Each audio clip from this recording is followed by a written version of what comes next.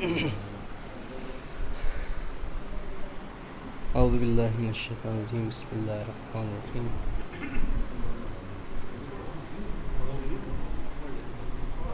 صلوات پڑھے محمد و آل محمد۔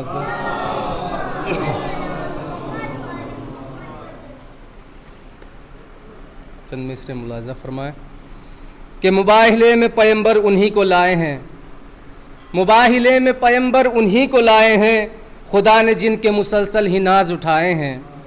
مباہلے میں پیمبر انہی کو لائے ہیں، خدا نے جن کے مسلسل ہی ناز اٹھائے ہیں۔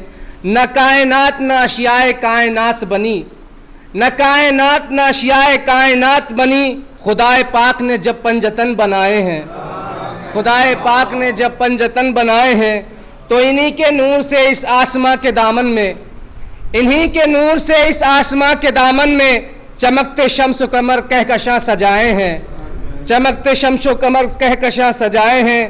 اور خدا بھی جن کی صداقت پہ ناز کرتا ہے، خدا بھی جن کی صداقت پہ ناز کرتا ہے، نبی کے ساتھ وہی صادقین آئے ہیں، نبی کے ساتھ وہی صادقین آئے ہیں۔ ہے جن کی ذات مبارک پہ آیت تطہیر، ہے جن کی ذات مبارک پہ آیت تطہیر، رسول پاک کو وہ کردار لے کے آئے ہیں، رسول پاک وہ کردار لے کے آئے ہیں۔ انہی مصروں کے ذریعے میں گزار ہوں ریاض صلی اللہ علیہ وسلم سے کہ وہ آئیں اور اپنے نوری بیان سے مومنین کے قلوب کو منور فرمائیں۔ ان کے استقبال میں بآواز بلند نعرہ صلوات پڑھیں محمد والا۔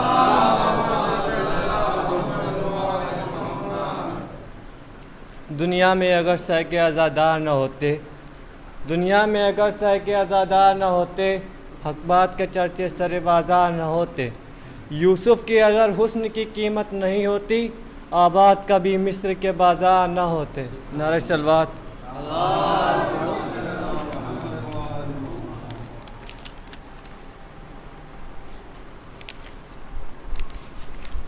عباس تیرا ذکر شفع انبیاء میں ہے کون جو وجود سے پہلے صدا میں ہے، زینب کا ذہن ہے تو دل سیدہ میں ہے، یہ تنہا نام ہے جو علی کی دعا میں ہے۔ جس دن سے دیکھا ہے بنی ہاشم کے چاند کو، جس دن سے دیکھا ہے بنی ہاشم کی چاند کو، اس دن سے آسماں کا چاند گھٹا میں ہے، اس دن سے آسماں کا چاند گھٹا میں ہے۔ یوسف طواف کرتے ہیں سب بھائیوں کے ساتھ، یوسف طواف کرتے ہیں سب بھائیوں کے ساتھ، کیا کعبہ وفا بھی تیرے نقش پا میں ہے، کیا کعبہ وفا بھی تیرے نقش پا میں ہے۔ سہکا امام باڑہ سجا کر تو دیکھیے، سہکا امام باڑہ سجا کر تو دیکھیے، محسوس ہوگا آپ کو گھر کربلا میں ہے، محسوس ہوگا آپ کو یہ گھر کربلا میں ہے۔ 14 صدی سے پلٹی نہیں یہ فوج عسکیاں، لگتا ہے اب بھی خط جری کربلا میں ہے۔ نعرہ صلوات۔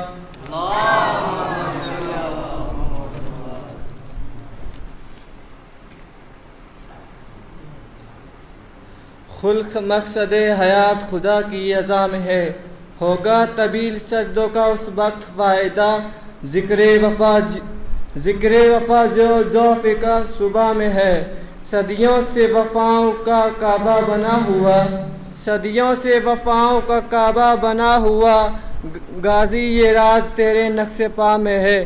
بے دست ہو کے دیتا ہے دنیا کو بے مثال، بے دست ہو کے دیتا ہے دنیا کو بے مثال۔ عباس کی عطا بھی شان عطا میں ہے، عباس کی عطا بھی شان عطا میں ہے۔ جو کر رہے ہیں حیدر کے لال کا ماتم، جو کر رہے ہیں حیدر کے لال کا ماتم، انہی کا چرچا آج صفِ انبیاء میں ہے، چرچا انہی کی آج صفِ انبیاء میں ہے۔ نعرہ صلوات۔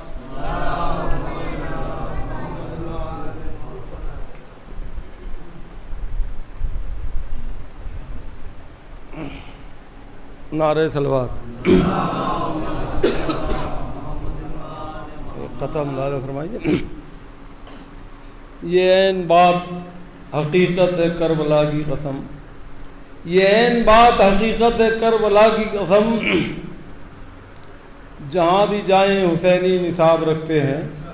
یہ عین بات حقیقت ہے کربلا کی قسم، جہاں بھی جائیں حسینی نصاب رکھتے ہیں۔ حضور پوچھئے ہمت تو پوچھنے، حضور کیجئے ہمت تو پوچھنے کی، ذرا ہم ایک سوال کے 14 جواب رکھتے ہیں۔ اور ایک قطع اور، اس میں دونوں قطعے مل گئے، ہاں مل گئے۔ دعائے فاطمہ زہرا ہیں ہم خدا کی قسم، یہ تھا۔ اب یہ ہے، یہ عین بات حقیقت ہے کربلا کی قسم، ذرا سا سن بھی جوانی پر سیر ہوتا ہے۔ یہ عین بات حقیقت ہے کربلا کی قسم، ذرا سا سن بھی جوانی پر سیر ہوتا ہے، اور تبسم علی اصغر ثبوت ہے اس کا، دلیر باپ کا بیٹا دلیر ہوتا ہے۔ سبحان اللہ سبحان اللہ۔ 2-3 شعر سلام کا۔ زینت گلوں کی شمس و قمر کی ضیا حسین، زینت گلوں کی شمس و قمر کی ضیا حسین، اور نام اس لیے حسین کا رکھا گیا حسین۔ یہ دے رہی ہے گردش پہ ہم پناہ حسین، اور منزل پہ آ گیا ہے تیرا قافلہ حسین۔ اب تک وہاں وہاں کی زمیں سوگوار ہے، ٹھہرا جہاں جہاں بھی تیرا قافلہ حسین، ٹھہرا جہاں جہاں بھی تیرا قافلہ حسین۔ اور میں بندگی کہوں یا اسے جان بندگی، میں بندگی کہوں یا اسے جان بندگی، سجدہ جو تو نے وقت شہادت کیا حسین، سجدہ جو تو نے وقت شہادت کیا حسین۔ اصغر تھا شیر خوار بھی قربان کر دیا، اصغر تھا شیر خوار بھی قربان کر دیا، ممکن نہیں جواب تیرے صبر کا حسین۔ سلام علیکم۔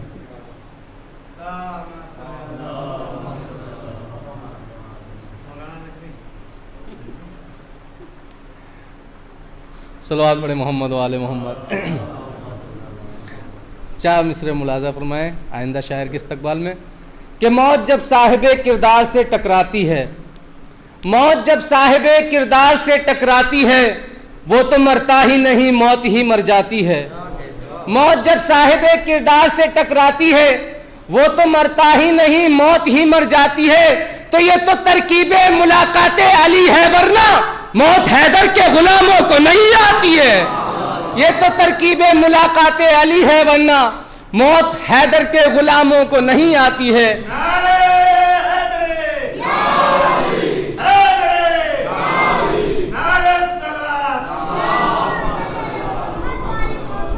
انہی مصروں کے سایہ میں گزارش گزار ہوں جناب نجمی صاحب سے کہ وہ تشریف لائیں، ان کے استقبال میں بآواز بلند نعرے صلوات پڑھیں محمد و آل محمد۔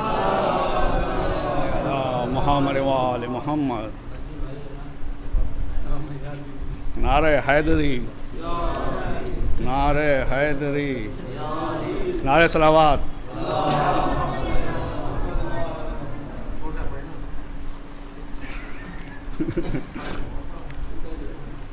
فولڈ کر لینا ادھر سے بس۔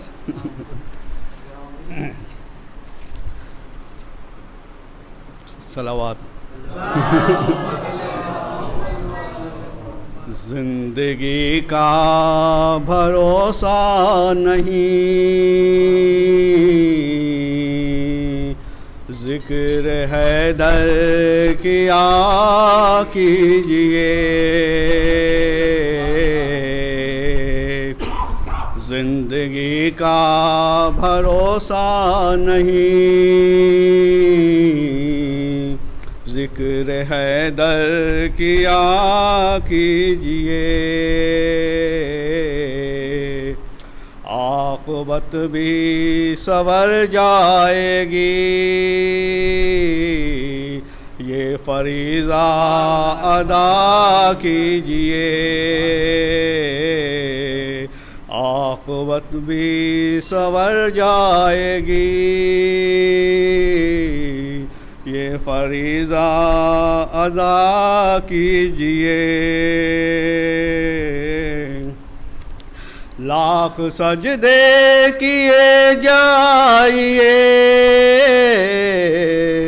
پھر بھی بخشش نہ ہو پائے گی،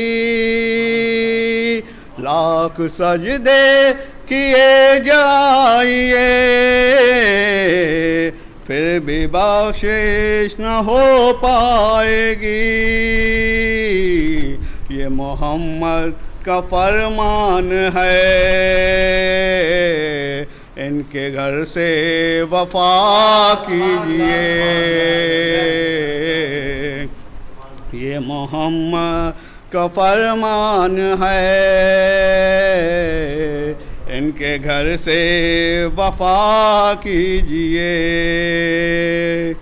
در پہ آ کے شبیر کے ایک راہب نے کی التجا، در پہ آ کے شبیر کے ایک راہب نے کی التجا، میں سواری ہوں شاہ زمن،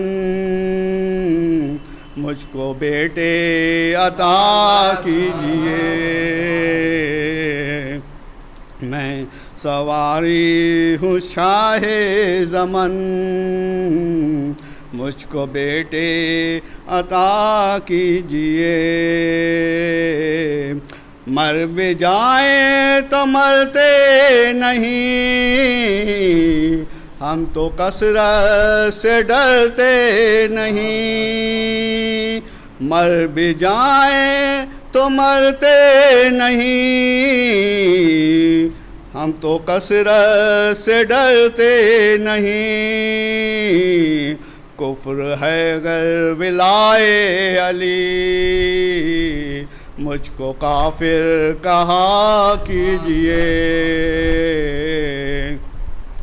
کفر ہے گر ولائے علی، مجھ کو کافر کہا کیجئے، یا علی آپ مختار ہیں، انبیاء کے مددگار ہیں، یا علی آپ مختار ہیں، انبیاء کے مددگار ہیں، جتنے مومن ہیں عقدہ کشا، ان کی حاجت رواں کیجئے، جتنے مومن ہیں عقدہ کشا، ان کی حاجت رواں کیجئے، زندگی کا بھروسہ نہیں، ذکر حیدر کیا کیجئے، نعرہ صلوات۔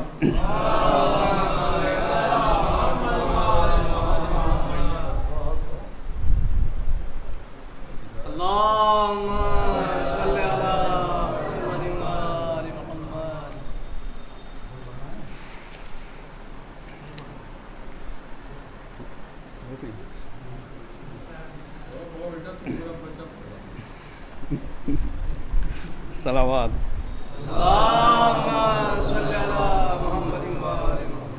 کس کی زبان ہے میسا میں تمار کی طرح،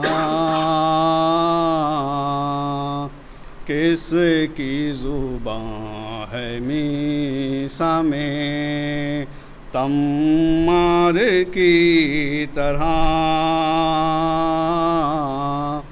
میدان حق میں جو چلے تلوار کی طرح، میدان حق میں جو چلے تلوار کی طرح، اقرار ہو رسول کے اقرار کی طرح، اقرار ہو رسول کے اقرار کی طرح، انکار ہو حسین کے انکار کی طرح انکار ہو حسین کے انکار کی طرح بھائی اٹھا جو احمد مختار کی طرح بھائی اٹھا جو احمد مختار کی طرح اٹھی بہن بھی حیدر کرار کی طرح اٹھی بہن بھی حیدر کرار کی طرح نانا سے کہہ رہے ہیں بس فخر یہ حسین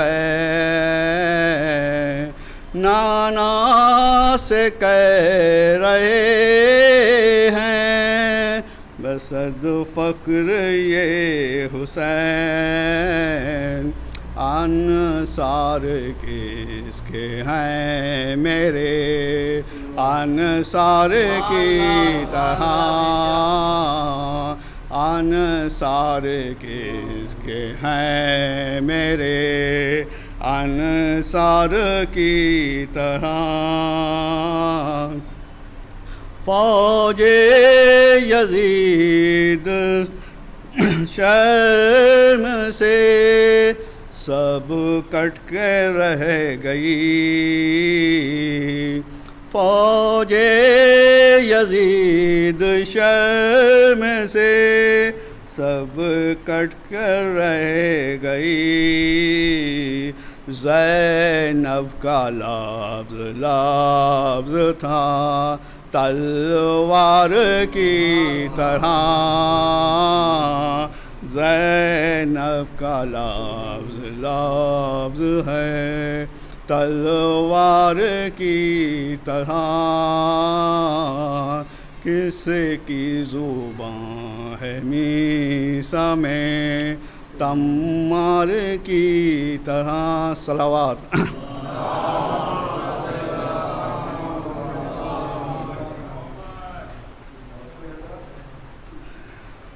صلوات پڑھیں محمد والے محمد.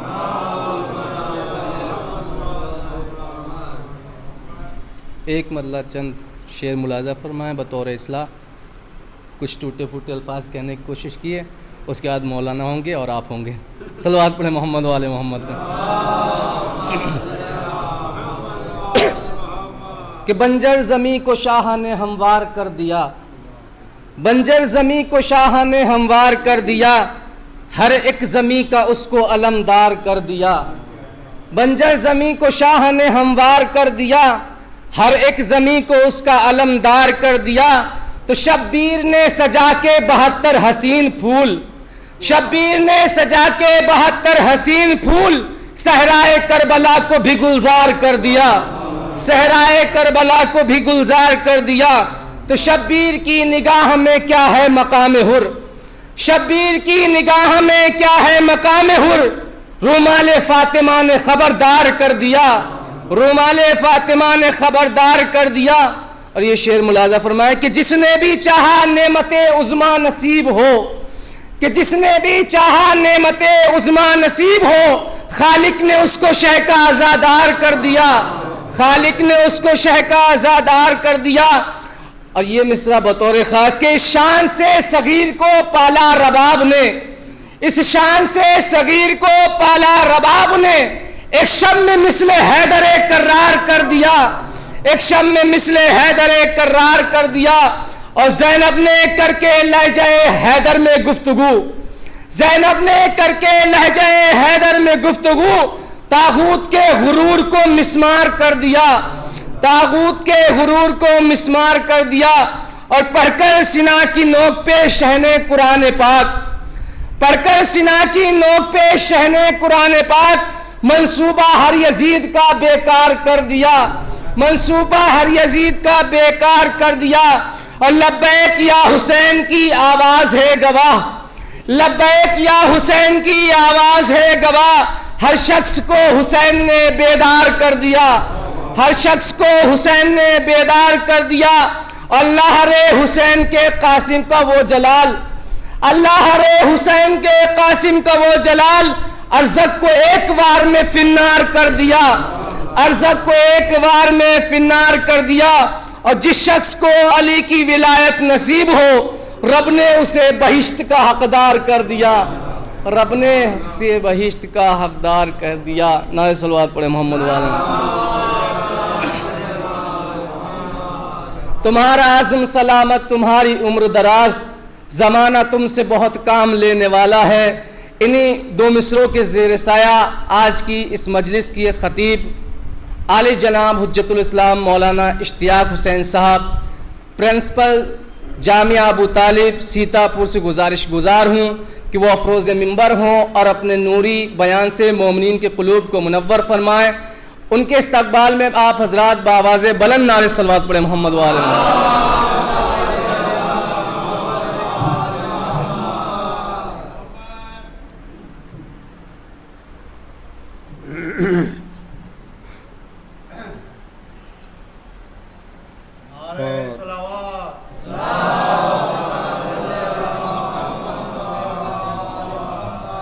فاتحہ۔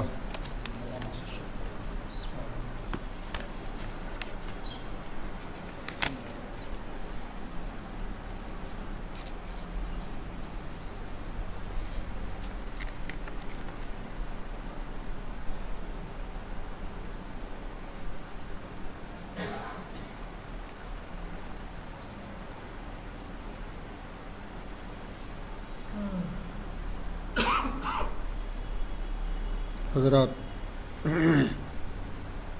5 نام ہیں اور ہر ایک کے لیے الگ الگ سورہ فاتحہ کی تلاوت ہونا ہے۔ سید نقی حیدر ابن سید لطیف حیدر صاحب۔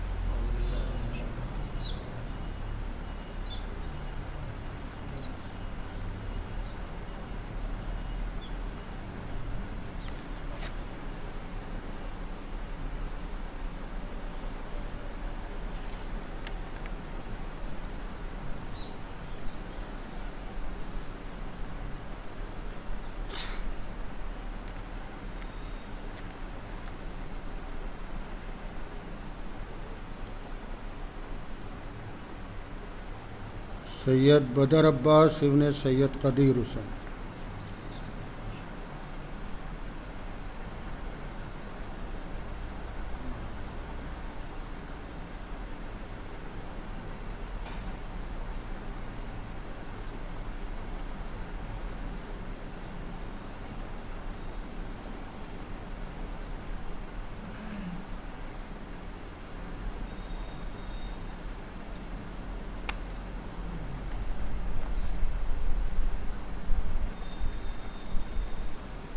سید محمد اعظم حسین ابن سید شیر علی۔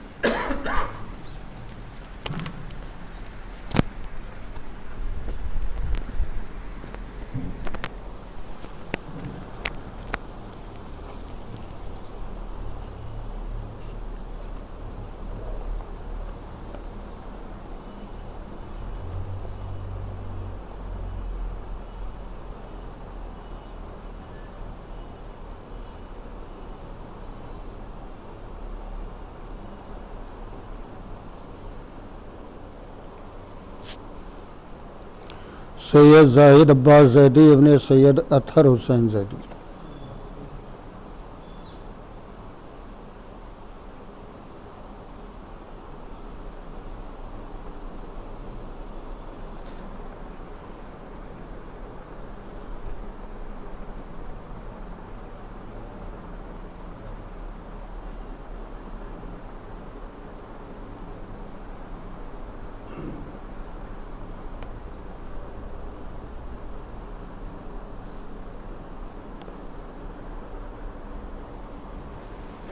سید محمود تقی زیدی ابن سید محمد تقی زیدی۔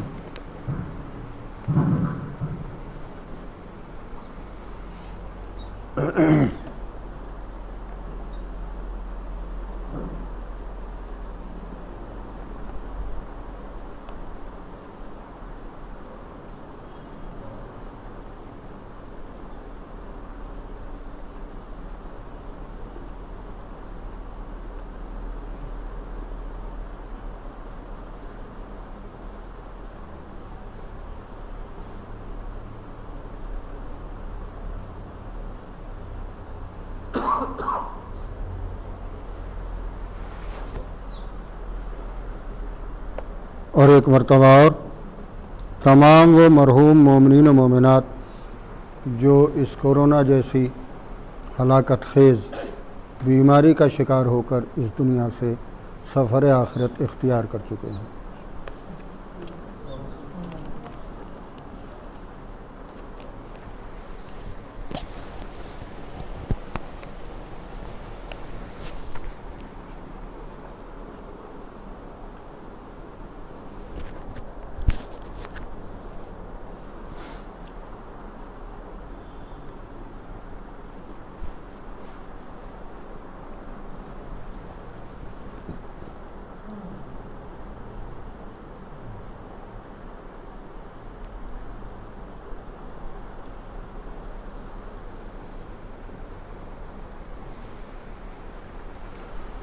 اعوذ باللہ السمیع العلیم من الشیطان اللعین الرجیم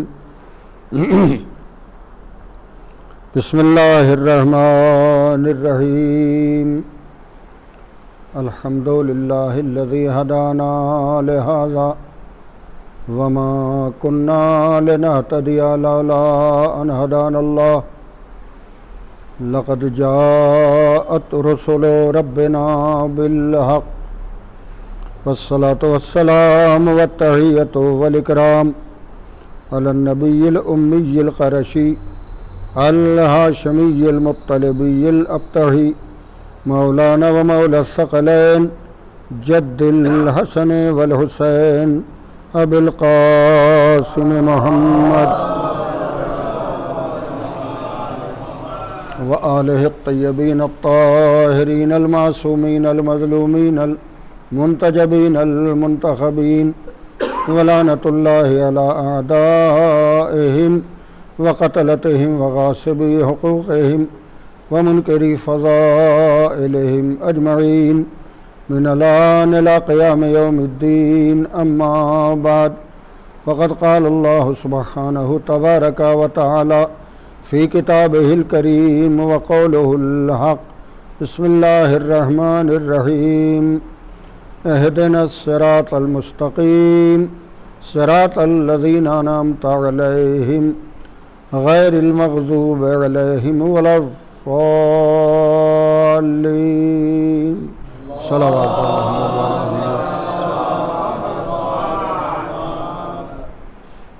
عزیزان گرامی، مجلس ایصال ثواب ہے، خاص طور پر ان لوگوں کے لیے کہ جو اس ہلاکت خیز کورونا نام کی بیماری کا شکار ہو کر ہم سب سے جدا ہو گئے، رخصت ہو گئے.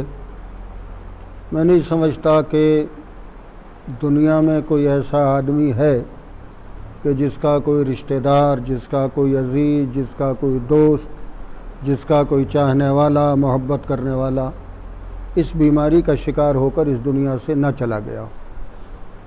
سبھی کسی نہ کسی غم کے غم میں مغموم ہیں. کورونا عجب بیماری آئی. کوئی بیماری ہوتی ہے تو جب اس کی آزمائش ہوتی ہے، ٹیسٹ ہوتا ہے تو کچھ آتا ہے، کچھ نہ کچھ معلوم ہو جاتا ہے، کچھ اس کی علامتیں ہوتی ہیں، نشانیاں ہوتی ہیں. نزلہ اور کھانسی کس کو نہیں ہوتا تھا، بخار کس کو نہیں آتا تھا، لیکن نہ جانے اس نزلے نے، بخار نے، کھانسی نے کیسی صورت اختیار کی کہ تب سے لے کے اب تک پوری دنیا پریشان ہے. ابھی تک یہ نہ جان سکی کہ اس کے کتنے روپ ہیں، اس کی کتنی شکلیں ہیں، اس کی کتنی صورتیں ہیں، اس کا علاج کیا ہے، اس کی دوا کیا ہے۔ ہاں صاحب، ایک کورونا ایک جرثومہ ہے،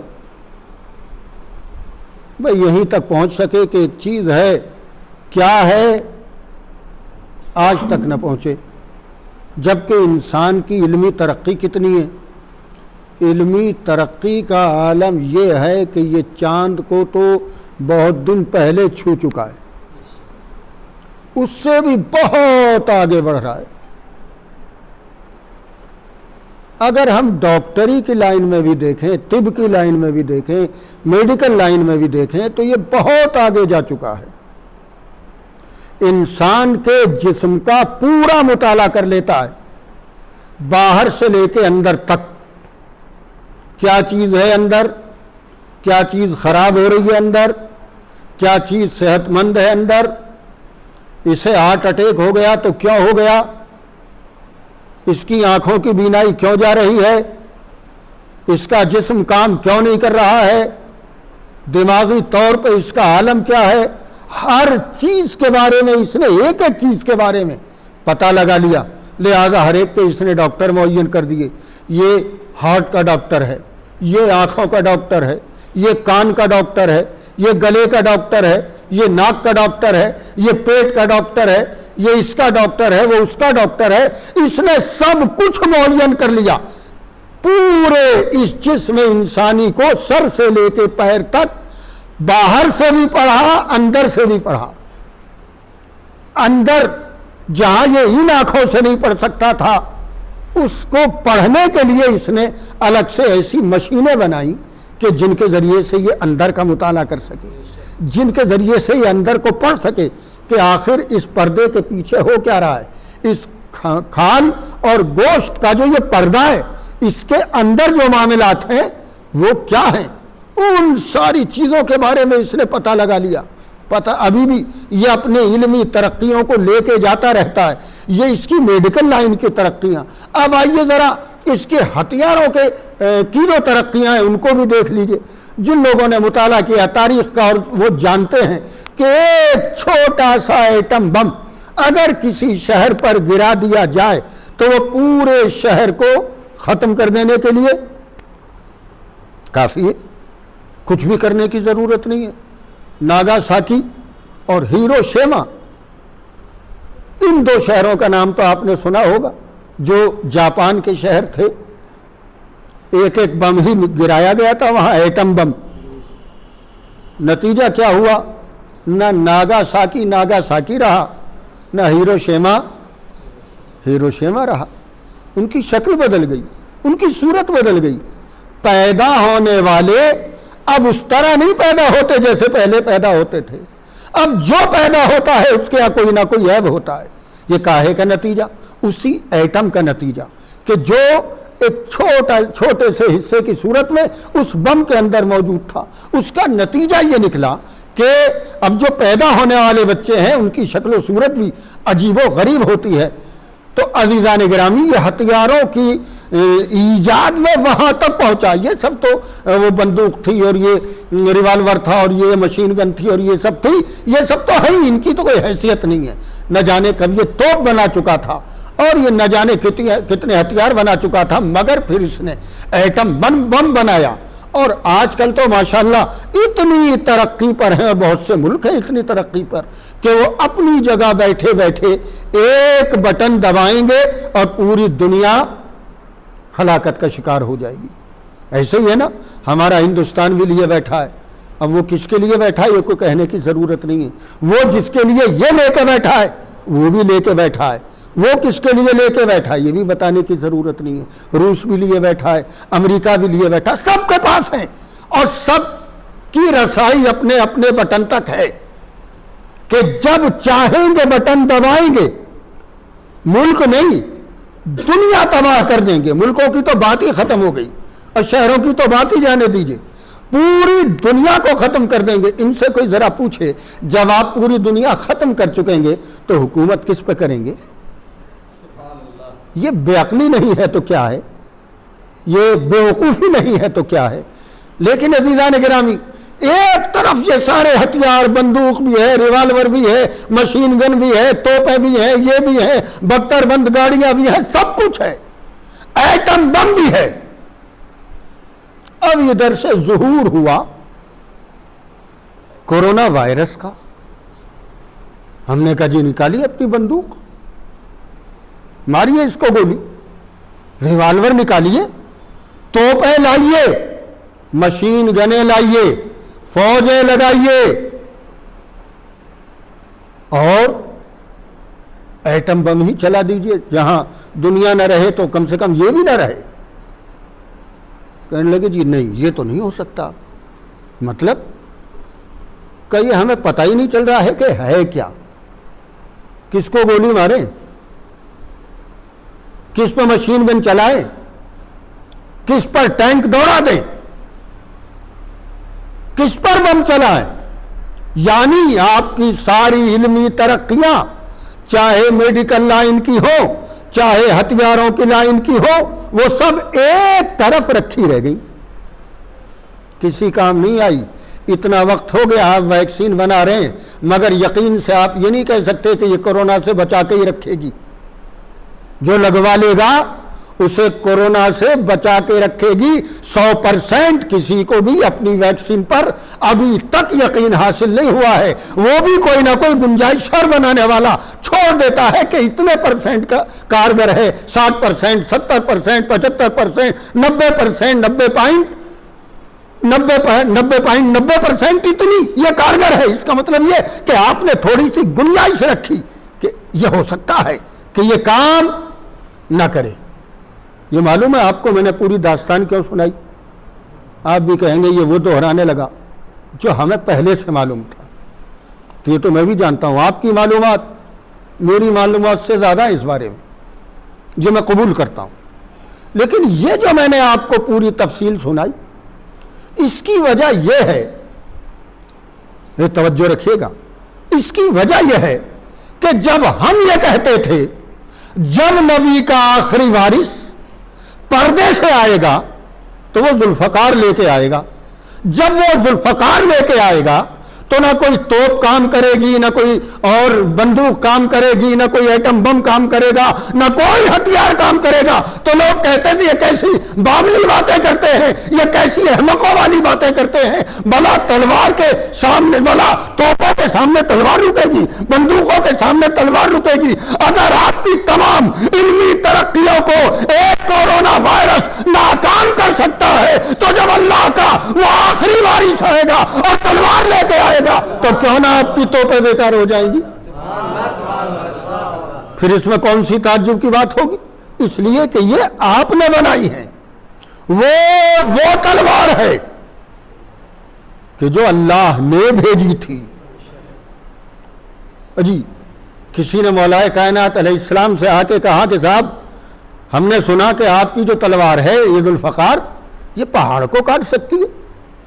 کہاں کیوں نہیں کاٹ سکتی؟ کاٹ سکتی ہے۔ دکھائیے تو تلوار پہاڑ برابر میں ہی تھا، تو دکھائیے تو۔ مولا نے کہا لو، اس نے ماری اٹھا کے، کچھ بھی نہیں ہوا، پہاڑ کا کیا ہونا تھا۔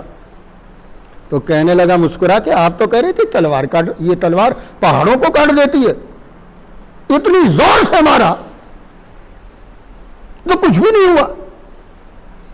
کہا میاں میں نے تلوار دی تھی، اپنا بازو نہیں دیا تھا۔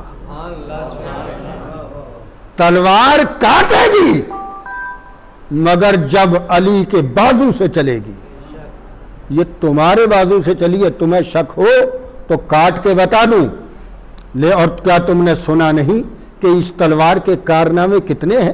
تو عزیزان گرامی، بہرحال یہ علی کی ذوالفقار ہے۔ جب یہ اسی بازو میں اور اسی ہاتھ میں آئے گی، اسی بازو کی طاقت کو لے کر کہ جس کے لیے یہ تلوار نازل ہوئی تھی، نہ کسی کی توپ کام کرے گی، نہ کسی کا بم کام کرے گا، کوئی چیز کام نہیں کرے گی۔ تو اس کورونا وائرس کے آنے نے ہمیں اس بات کا یقین دلایا کہ جب اللہ کا وہ آخری نمائندہ آئے گا تو پوری دنیا میں عدل و انصاف کو قائم کرے۔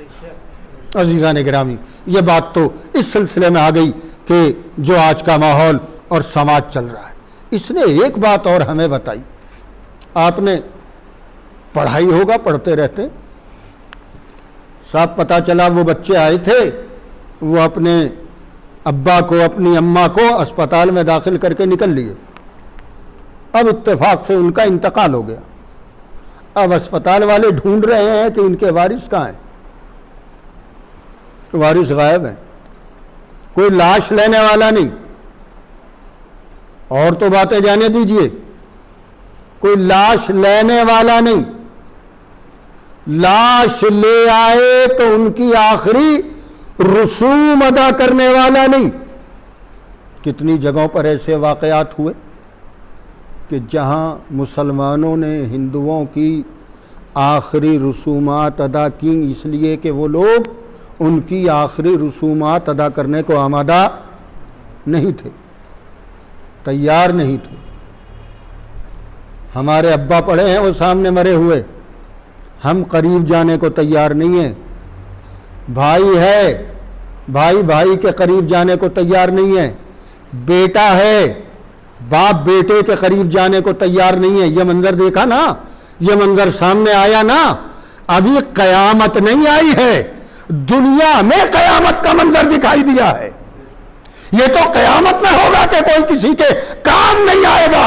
اللہ نے اس قیامت کے منظر کو دنیا میں دکھا کے یہ بتایا ہے، اگر دنیا میں وہ منظر آ سکتا ہے کہ کوئی کسی کے کام نہ آئے تو پھر قیامت میں کیا ہوگا، یہ تمہیں سوچنے کی ضرورت ہے۔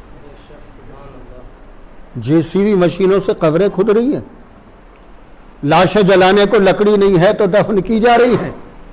حکومت ان تمام واقعات پر پردہ ڈالنا چاہتی ہے، یہ حکومت کا اپنا معاملہ ہے کہ وہ کیا کرنا چاہتی ہے، لیکن ہمیں جو کرنا ہے اور ہمیں جو نہیں کرنا ہے وہ کیا ہے، یہ سوچنا ہمارا کام۔ تو کسی لاش کو یوں ہی پڑے رہنے نہیں دیا جا سکتا، تو ظاہر ہے کہ نہیں پڑے رہنے دیا گیا، لاشیں تو دفن کی گئیں، لاشیں تو جلائی گئیں، لیکن ہم نے یہ دیکھا کہ ایسے ایسے واقعات بھی ہوئے جو عبرت کا مقام بن گئے، عبرت کی جگہ بن گئے، جنہوں نے ہمیں سوچنے پہ مجبور کیا کہ تمہیں اپنی حقیقت کے بارے میں سوچنا چاہیے کہ تم کیا ہو اور تمہیں کیا کرنا چاہیے۔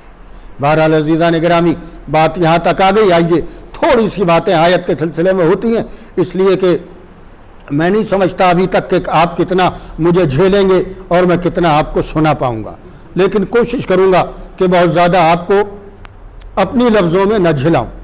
بہرحال تو یہ میں نے جو آیت بیان آپ کی خدمت میں پیش کی ہے، عرض کی ہے، عنوان کلام کے طور پر اس سورہ حمد کی آیت ہے۔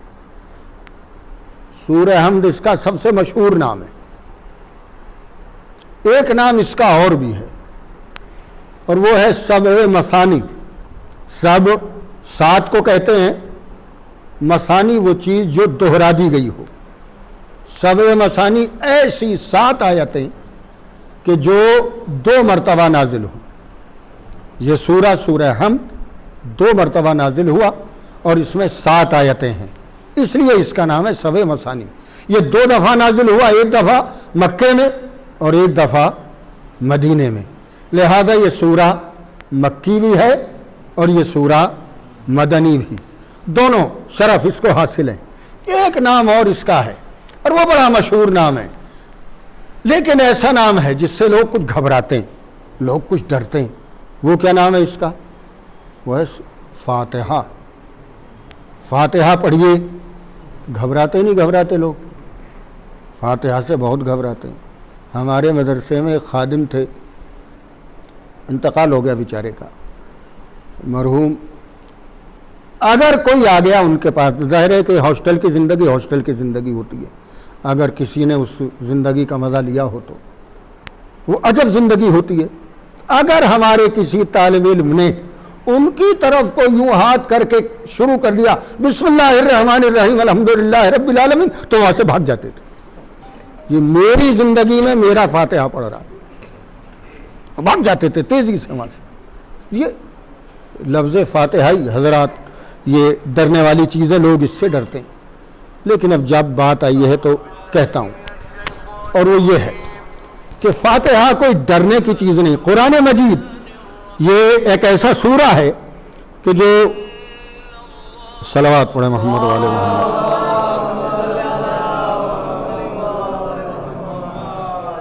یہ ایک ایسا سورہ ہے، بلکہ قرآن مجید ایک ایسی کتاب ہے جو لوگوں کی شفا کے لیے ہے، موت کے لیے نہیں. یہ تو ہمارا سماج ہے کہ ہم نے اسے مرنے والوں کے لیے مخصوص کر رکھا ہے، ورنہ یہ تو زندوں کی ہدایت کے لیے آیا تھا. بھلا مردوں کو بھی کہیں ہدایت کی جاتی ہے؟ ہدایت زندہ لوگوں کو کی جاتی ہے. میں مر گیا، پڑا ہوا ہوں اس تابوت کے اندر، اب آپ میری کیا ہدایت کریں گے؟ ہمارا ہدایت زندگی نہ ہوتی ہے.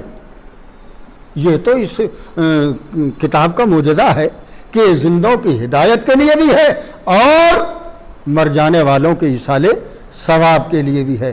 ہم نے مر جانے والوں کے لیے مخصوص کر رکھا ہے، ورنہ کم سے کم ایک آدھ صفحہ 2-4 آیتیں تو ہم روز پڑھ ہی سکتے تھے. تو عزیزان گرامی، بہرحال یہ کتاب قرآن مجید، اس کی یہ سورت جس کا نام سورہ فاتحہ. یہ سورہ، سورہ الحمد کہیں، سورہ فاتحہ کہیں، سورہ سبع مثانی کہیں، یہ سب کو یاد ہوتا ہے. لیکن کن کو؟ جن کو نماز پڑھنی آتی ہے. جن کو نماز نہیں آتی ان کی تھوڑی بات ہو رہی ہے، بات ان کی ہو رہی ہے جن کو نماز آتی ہے. ظاہر ہے کہ باقی دوسروں کے بارے میں گفتگو کرنے کی فی الحال کوئی ضرورت بھی نہیں ہے. کی جا سکتی ہے، بہت کچھ ہے گفتگو کرنے کو، لیکن کیا ضرورت ہے؟ ہمیں اپنے سے ہی فرصت نہیں ہے، ہم دوسرے کا تذکرہ کیا کریں؟ ٹھیک؟ یا یوں کہیے کہ ہمیں اپنے والوں سے فرصت نہیں ہے تو دوسروں والوں کا ذکر کیوں کریں؟ تو سب کو یاد ہوتا ہے، جو نماز کا عادی ہے اس کو بھی یاد ہوتا ہے. تو یاد ہے تو ہمارے ابا کا انتقال ہو گیا، اماں چلی گئیں، رشتہ دار چلے گئے، تو ان کے لیے سورہ فاتحہ پڑھ دیں گے.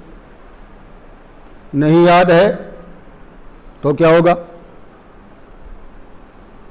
اب آپ بتائیے کیا ہوگا؟ کوئی راستہ آپ بتائیے. پھر ہم ڈھونڈیں گے کوئی ایسا آدمی کہ جسے یہ یاد ہو. ٹھیک؟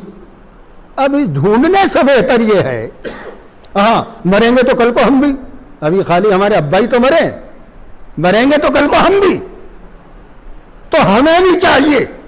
تو ہم کو اللہ نے اتنی توفیق دے دی کہ ہم نے ڈھونڈ لیا کوئی ایسا آدمی جو ہمارے ابا کے لیے فاتحہ پڑھ دے، قرآن پڑھ دے. کیا ضروری ہے کہ یہ توفیق ہماری اولاد کو بھی ملے کہ وہ کوئی ایسا آدمی ڈھونڈے کہ جو ہمارے لیے فاتحہ پڑھے، قرآن پڑھے؟ لہذا تقاضائے عقل یہ ہے کہ اگر آپ کو اپنے مرنے کے بعد سورہ فاتحہ چاہیے، قرآن کی تلاوت کا ثواب چاہیے، تو عقل کا تقاضا یہ ہے کہ اپنی اولاد کو سورہ الحمد یاد کرا کے جائیے. اگر یاد نہ کرایا تو اب دیکھیے بات توفیق کی آ رہی تھی نا، اگر یاد نہ کرایا ہو اور خود کو یاد ہو تو اپنا فاتحہ اپنی زندگی میں پڑھ کے جائیے. لے کے مرنے کے بعد کچھ نہیں ملنے والا ہے. میں اس ہاتھ دو اس ہاتھ لو، جو آپ دیں گے وہی پلٹ کے آپ کو ملے گا.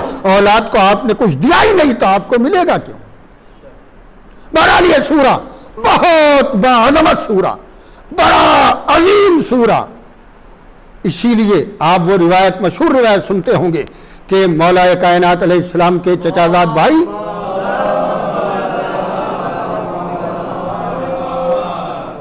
عبداللہ ابن عباس، جنہیں مسلمانوں نے حبر الامہ کہا، جنہوں نے مفسر قرآن کہا، وہ ابن عباس، وہ درس تفسیر لینے کے لیے، وہ تفسیر سیکھنے کے لیے علی کی بارگاہ میں پہنچے.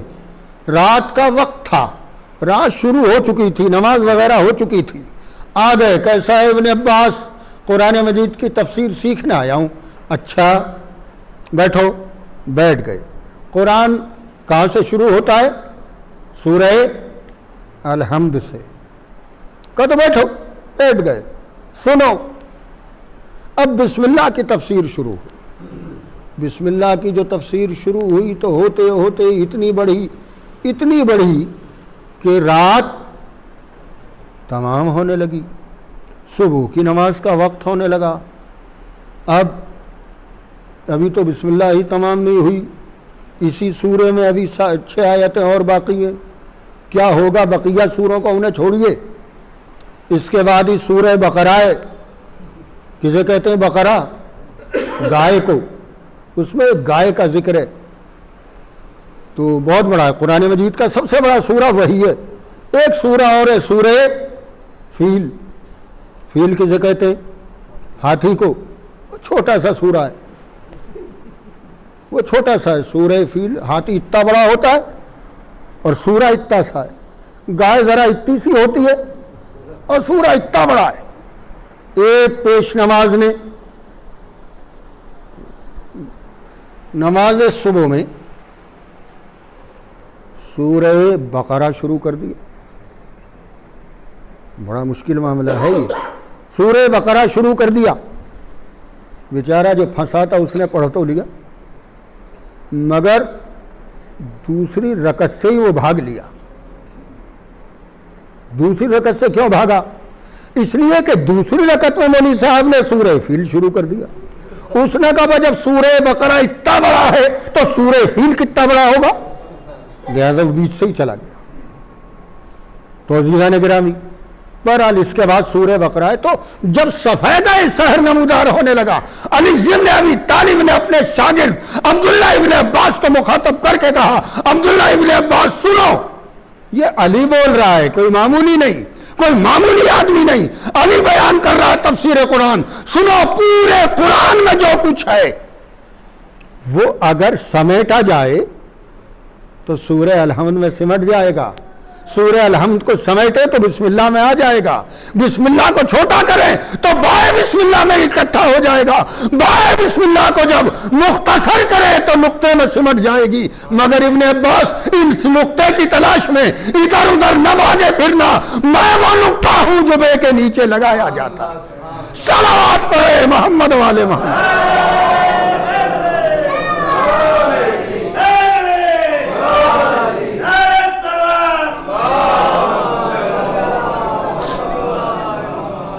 میں ہوں وہ نقطہ جو بے کے نیچے لگایا جاتا ہے.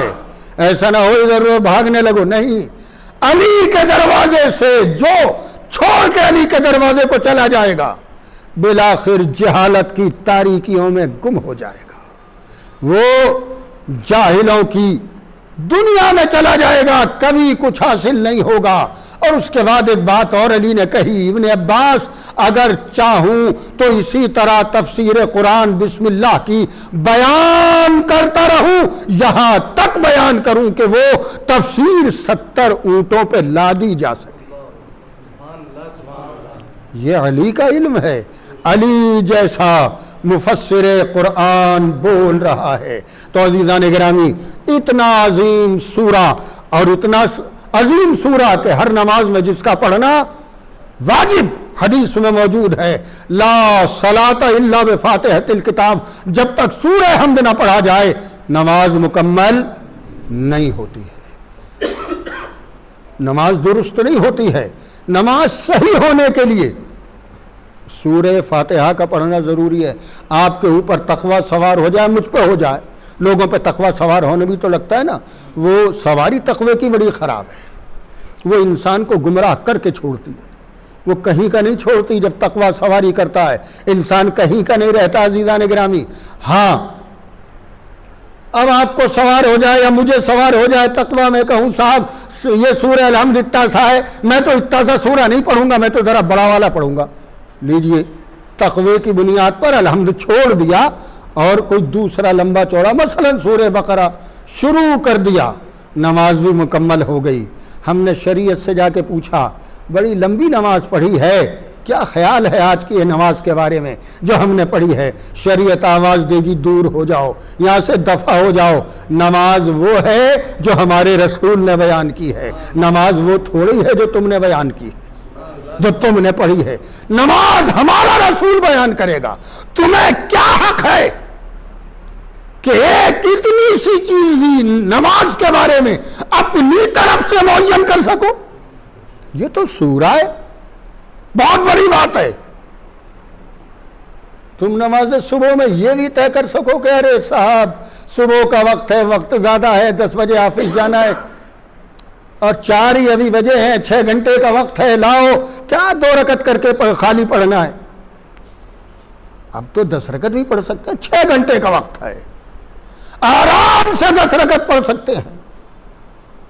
शरीयत आवाज देगी, शरीयत किसी के बाप की चीज नहीं है, शरीयत हुक्म खुदा का नाम है, शरीयत पैगंबर की ज़बान मुबारक से निकले हुए और उनके जरिए अमल की हुई चीजों का नाम शरीयत है। किसी को कोई हक नहीं है कि जरा सा भी शरीयत को इधर से उधर कर सके। हमने 2 रकत नमाज सुबह रखी है तो 2 ही रकत नमाज सुबह पढ़ी जाएगी तो नमाज होगी, वरना उसे तुम्हारी तरफ वापस कर दिया जाएगा। यूं ही नहीं, तौक बना के वापस कर दिया जाएगा ताकि जब मैदान महशर में आओ तो गले में तौक पड़ा हुआ हो और दूर से पहचाने जाओ यही है वो बड़े मियां मुत्तकी साहब के जिनके ऊपर तकवा सवारी करता था, जो 2 रकत के बजाय 4 रकत पढ़ा करते थे। पहचानवाने की जरूरत न पड़े। तो अजीज़ान गिरामी, शरीयत किसी के घर की लौंडी नहीं है, शरीयत किसी के बाप की मीरास नहीं है कि जिसका जो जी चाहे वो शरीयत के अंदर तब्दीली कर दे। शरीयत हुक्म खुदा का नाम है। तो अजीज़ान गिरामी, ला सलाता इल्ला बिफातिहतिल किताब, बगैर सूरह हम्द के नमाज मुकम्मल नहीं होती। अब आपको ना कहूंगा कभी आप नाराज हो जाओ। अब मैं नमाज के लिए तैयार हुआ, खुदाया मैं आ रहा हूं नमाज पढ़ने, आ जाऊं। कैसे ही भाग आएगा, अभी सो के उठा है, अभी तेरी आंख खुली है, यूं ही नींद के नशे में एक कदम इधर पढ़ रहा है एक उधर। मैंने कहा फिर क्या करूं? क्या पहले जरा अपना जिस्म देख, पाक है? हाँ जिस्म तो पाक है। का कपड़े भी देख ले, पाक हैं, कपड़े भी पाक हैं। अच्छा तो ये भी देख ले, ये तेरे ही हैं। इनका मतलब मेरे जिस्म पे हैं तो मेरे ही तो होंगे।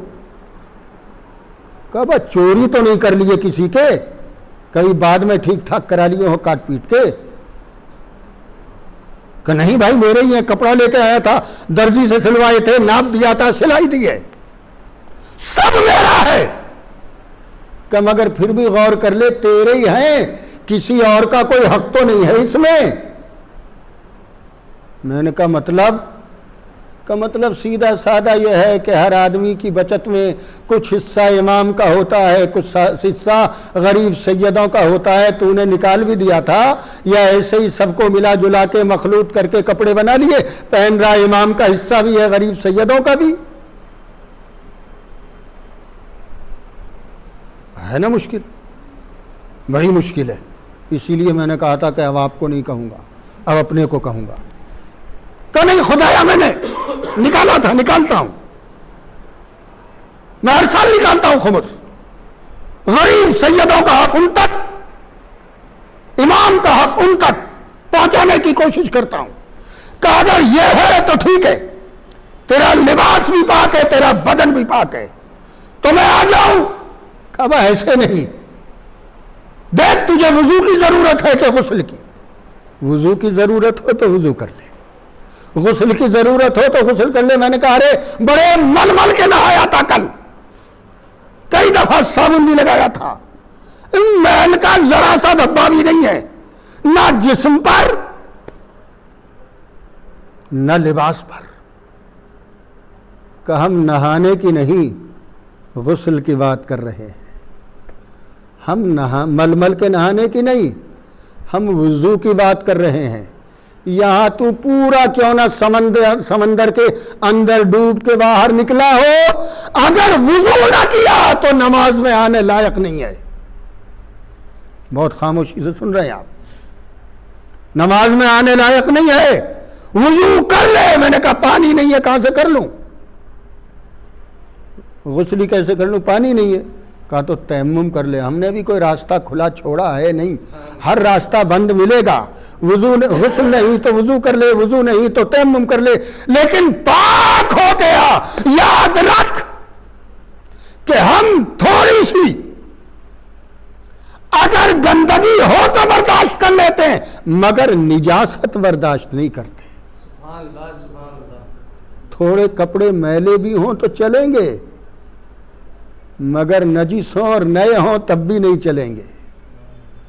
لہذا پاک ہو کے آ, وضو کر کے گیا, غسل کر کے گیا, تیمم کر کے گیا, جیسی ضرورت تھی گیا, پہنچا مصلی پر, خدایا تیری نماز پڑھ دوں, نماز صبح ہے.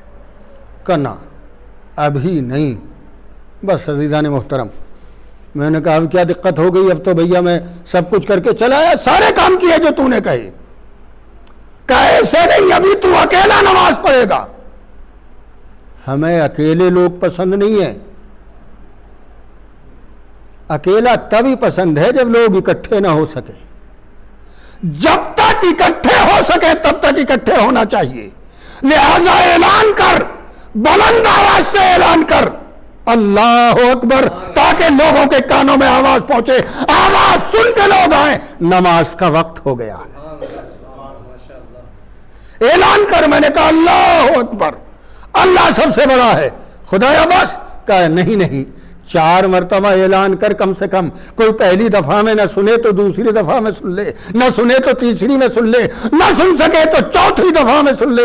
اور 4 مرتبہ تو حد ہے. ہمارے بھی سماج میں جب کوئی مشکل مسئلہ حل کرنا ہو تو کہتے ہیں بھائی 4 آدمیوں کو بلا لو, حل کر لو, ہے نا. یہ ہماری زبان میں بولا جاتا ہے, حد ہے. تو 4 آدمی سے مراد 4 آدمی نہیں ہوتے گنتی کے, وہ جتنے بھی اکٹھے ہو جائیں اتنے ہوتے ہیں. تو میں نے 4 مرتبہ کہہ دیا, خدایا تیری کبریائی کا اعلان کیا, لوگوں کے کانوں میں آواز پہنچی, کہا ابھی تو نے میرے بڑا ہونے کا اعلان کیا ہے, کیا پتا تو میرے علاوہ کسی اور کو بھی بڑا مانتا ہو. تیری بے ایمانیوں کا کوئی بھروسہ ہے؟ انسان سے بڑا بے ایمان کون ہے؟ تیری بے ایمانیوں کا کیا بھروسہ؟ تو پردے کے اندر کچھ کرتا ہے, پردے کے باہر کچھ کرتا ہے. تو پردے کے باہر بڑا متقی بنتا ہے, ساری حرکتیں پردے کے پیچھے جا کے کرتا ہے. کیا پتا تیرا کہ تو اللہ اکبر کہنے کے بعد مجھ سے بھی بڑا کسی اور کو مان رہا ہو. تو میں نے کہا پھر کیا کروں؟ کہ گواہی دے کہ میرے علاوہ کوئی خدا نہیں ہے. لہذا کہے جا کے اشہد ان لا الہ الا اللہ, میں گواہی دیتا ہوں کہ اللہ کے علاوہ کوئی خدا نہیں ہے. اب تیری دونوں باتیں مانی جائیں گی, مجھے اکیلا بھی مانتا ہے اور مجھ سے بڑا کسی اور کو نہیں مانتا.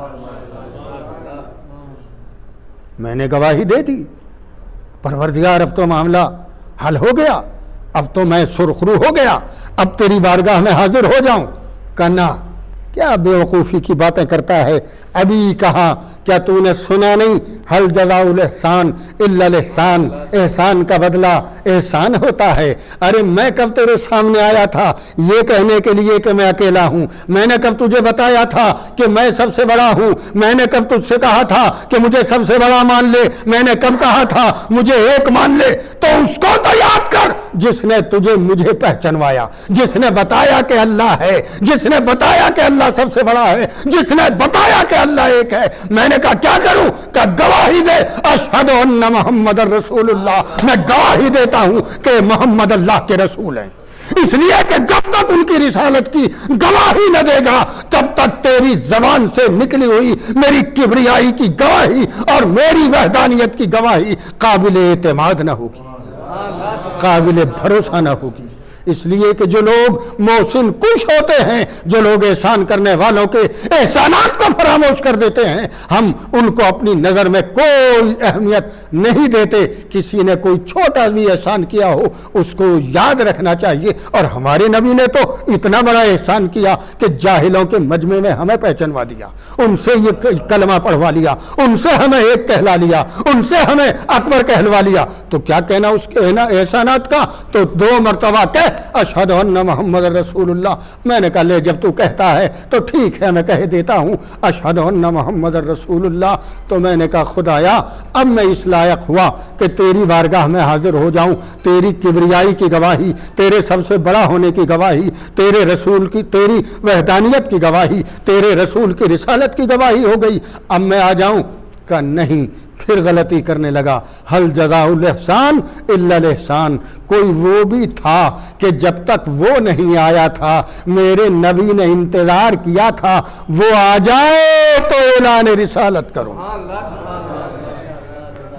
وہ آ جائے تو اعلان رسالت کروں، اور جب وہ آ گیا تو غدیر خم کے میدان تو دعوت ذوالعشیرہ میں میرے نبی نے اپنی رسالت کا اعلان کیا اور یہ کہا آج جو میری مدد کا وعدہ کرے گا وہ میرا جانشین ہوگا، میرا خلیفہ ہوگا، میرا جانشین ہوگا، اور بنایا اس کو جانشین۔ اور پھر غدیر خم کے میدان میں اعلان بھی کیا من کنت مولا ہو فہذا علی مولا، جس کا میں مولا ہوں اس کا یہ علی مولا ہے۔ تو اگر محمد کی رسالت کی گواہی دی، علی کی خلافت کی گواہی نہ دی تو پھر محسن کا بدلہ ادا نہ کیا جا سکے گا۔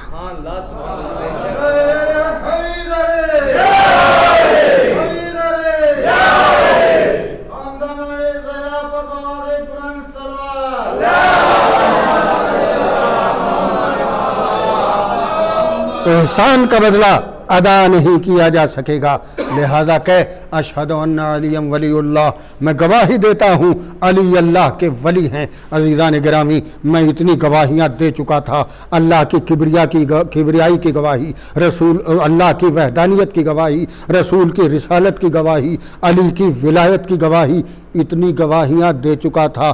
تو میں نے کہا کہ خدایا اب تو بالکل میں آمادہ ہوں، تیار ہوں، اب میں آ جاؤں؟ کہ ابھی نہیں، تو پھر چکر میں پڑ گیا کہ اکیلا ہی بھاگا چلا ہے۔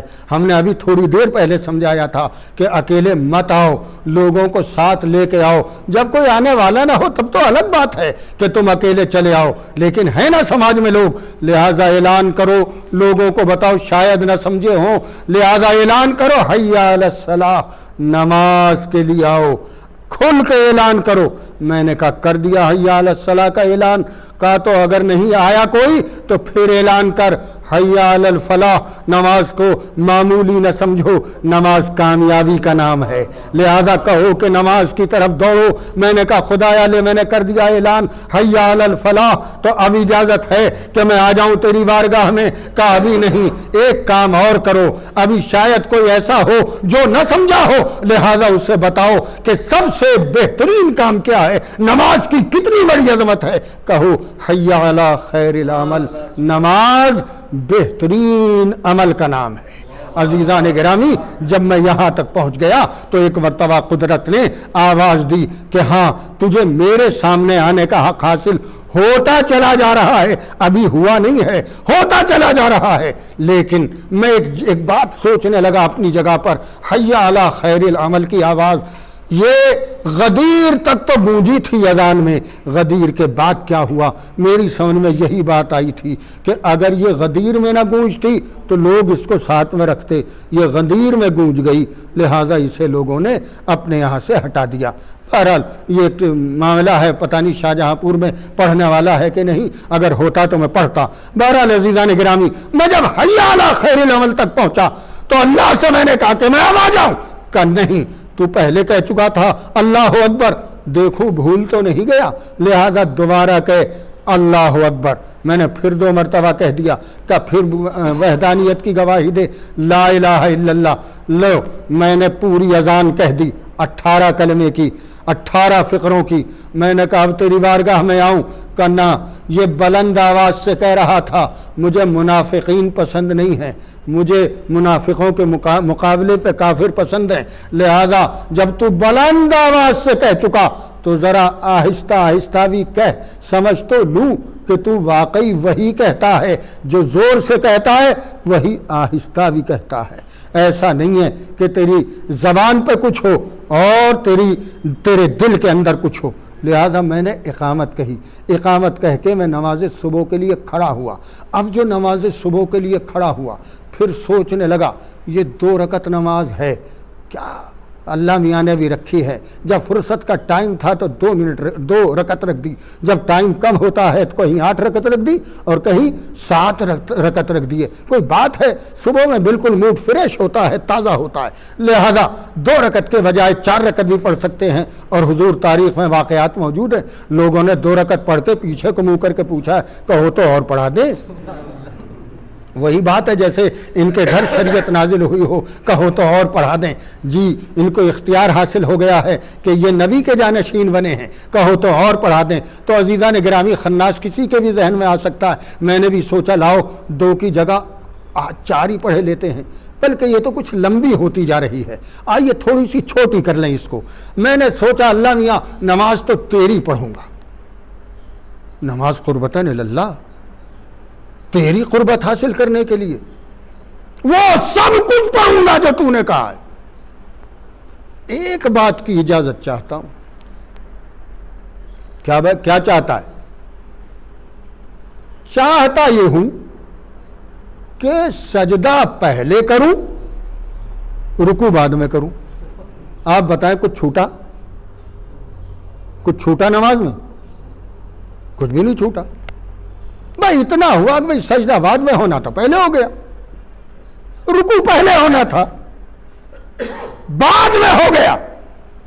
میں نے کہا خدایا اجازت ہے اتنا کر لوں؟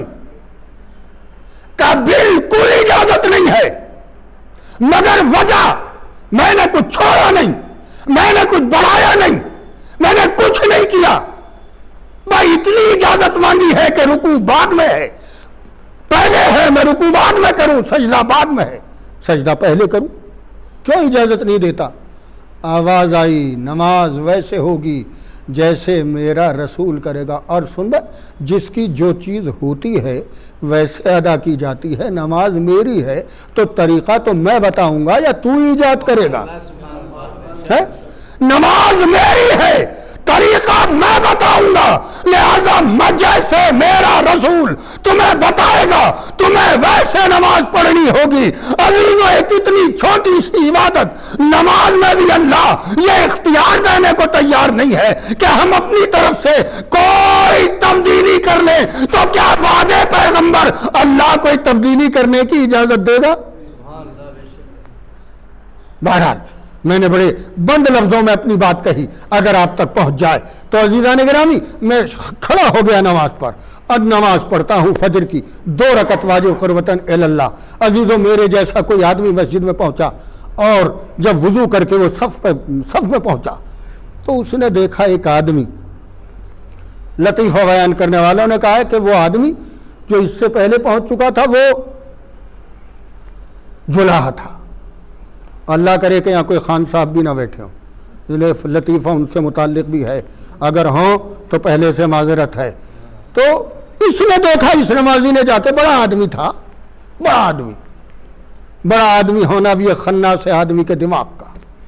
بہرحال یہ پہنچا تو اس نے دیکھا وہ نیت کر رہا ہے نماز پڑھتا ہوں فجر کی 2 رکعت واجب قربتاً اللہ، یہ بھی نیت کرنے والا تھا، اس نے بھی بلند آواز سے نیت کی، یہ بھی سوچنے لگا ہے یہ جلاحہ 2 رکعت نماز پڑھ رہا ہے، میں خان صاحب ہو کے بھی 2 رکعت پڑھوں؟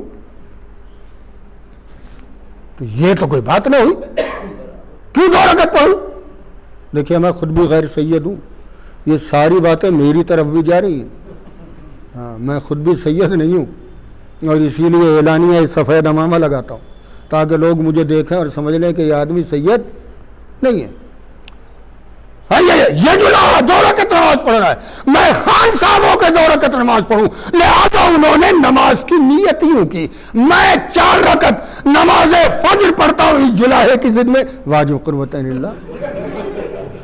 ظاہر ہے جب 4 رکعت پڑھی جائے گی تو کسی کی ضد میں ہی پڑھی جائے گی۔ انہوں نے اتنا کرم کیا کہ انہوں نے حکم شریعت نہیں بنایا، اس کی ضد میں پڑھی، اس کی ضد میں پڑھی عزیزان گرامی۔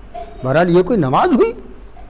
یہ ایجاد بندہ ہے، اس کی کوئی حیثیت نہیں ہے، شریعت ہے، شریعت کو اس کے حکم کے مطابق چلنا ہے، چاہے کوئی سید آ جائے، چاہے کوئی خان آ جائے، چاہے کوئی غیر سید آ جائے، کوئی بھی آ جائے، حکم شریعت ہے، اور اسی کے مطابق اس کو ہم وقت انجام دیا جائے گا۔ اگر سفر ہے تو قصر پڑھی جائے گی، اور اگر حضر ہے تو پوری پڑھی جائے گی. یہ نہیں ہو سکتا کہ میں چونکہ سید ہو جاؤں لہذا میں سفر میں بھی نماز کو جیسے چاہے پڑھ لوں اور گھر میں بھی جیسے چاہے پڑھ لوں. کسی سید کو بھی اجازت نہیں ہے اس بات کی کہ وہ سفر میں جائے تو نماز کو پوری پڑھ لے اور گھر میں رہ کے قصر پڑھ لے. نماز نماز ہے, کسی کے باپ کی ملکیت نہیں ہے. یہ نام ہے آل محمد کے کیے ہوئے عمل کا. جو انہوں نے کیا ہے اسے شریعت کہتے ہیں. بہرحال عزیزان گرامی, وقت زیادہ نہ ہو جائے اس لیے کہ میں ایک منزل تک آپ کو لے کے جانا چاہتا ہوں اور بس اور منزل بہت قریب ہے. آئیے, اللہ اکبر, نیت ہوئی, تکبیرۃ الاحرام ہوا. نماز میں بہت ساری تکبیریں ہیں, بہت مرتبہ اللہ اکبر کہا جاتا ہے, مگر یہ سب سے پہلی تکبیر ہے, اسے تکبیرۃ الاحرام کہتے ہیں. تکبیر کے معنی آپ جانتے ہیں, اللہ اکبر کہنا. احرام کسے کہتے ہیں؟ احرام کا لفظ آپ نے اس کے علاوہ بھی سنا ہوگا.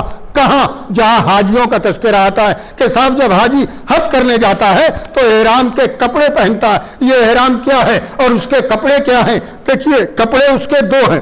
دو کپڑے مرد پہن سکتا ہے. ایک تولیہ ہے جسے یہاں باندھ لیتا ہے اور ایک اور ہے جسے شانوں پہ ڈال لیتا ہے. بس یہ لمبے چوڑے تولیے ہوں یا اسی کے جیسے کپڑے ہوں, اسی کو کہا جاتا ہے لباس احرام. اور یہ حاجی صاحب کے لیے پہننا واجب ہے.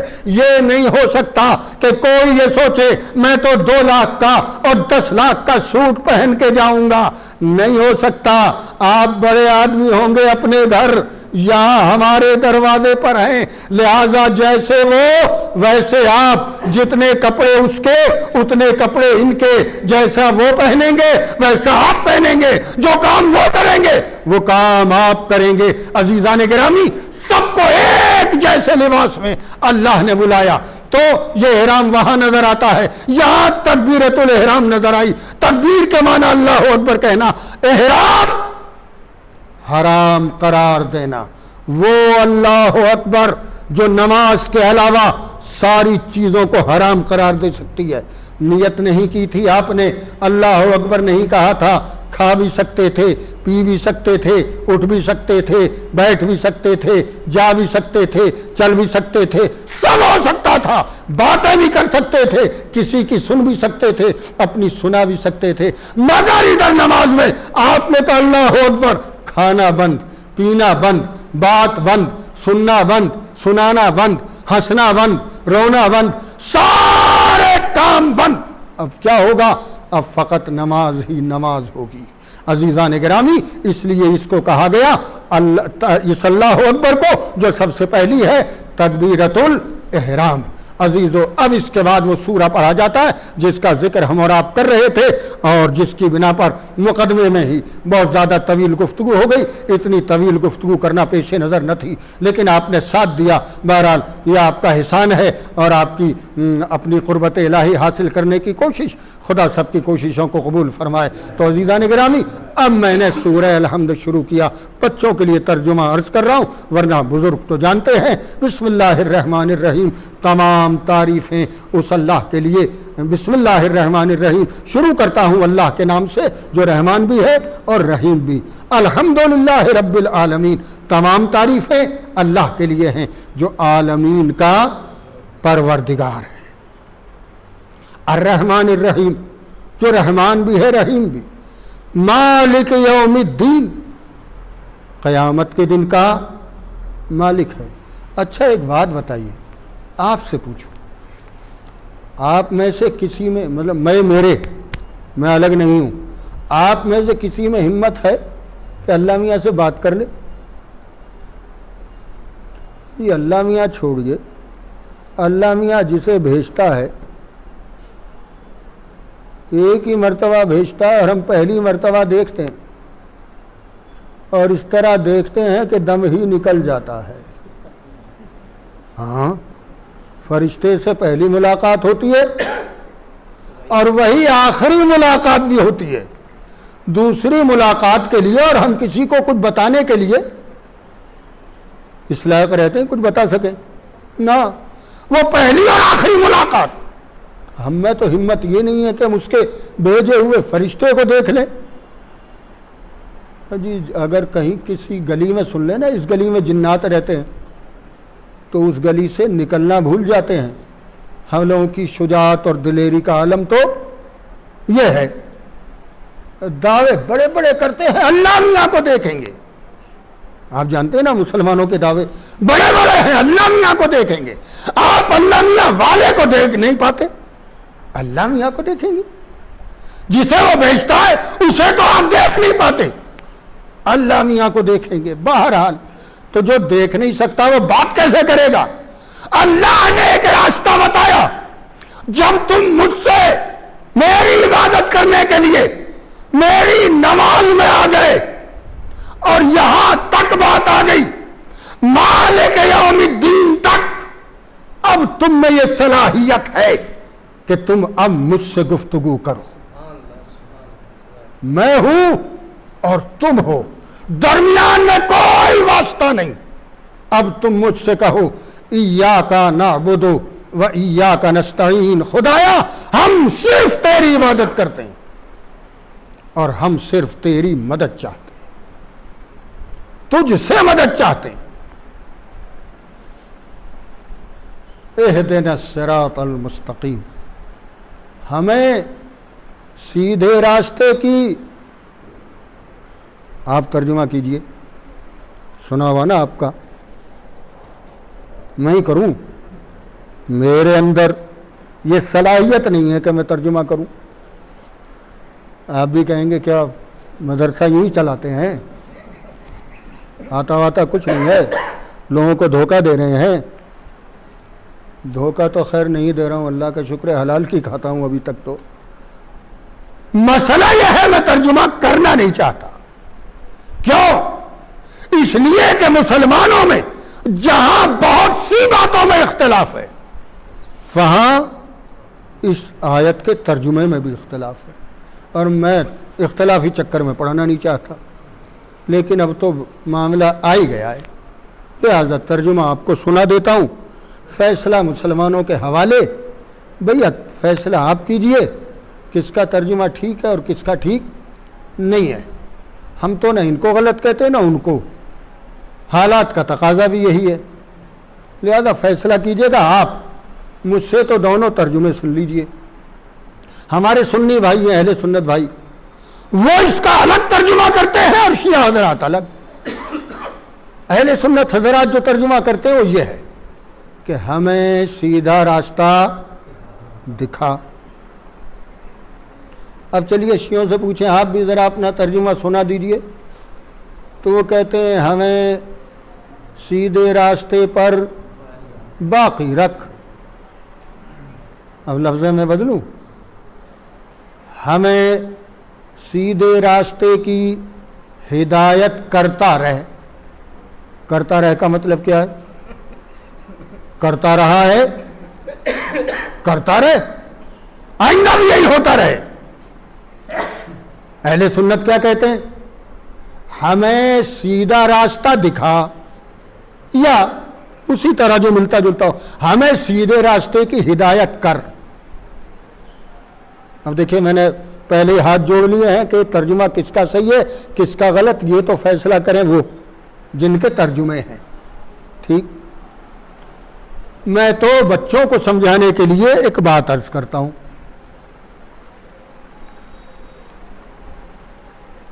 ایک آدمی کتنی عمر میں بالغ ہوتا ہے؟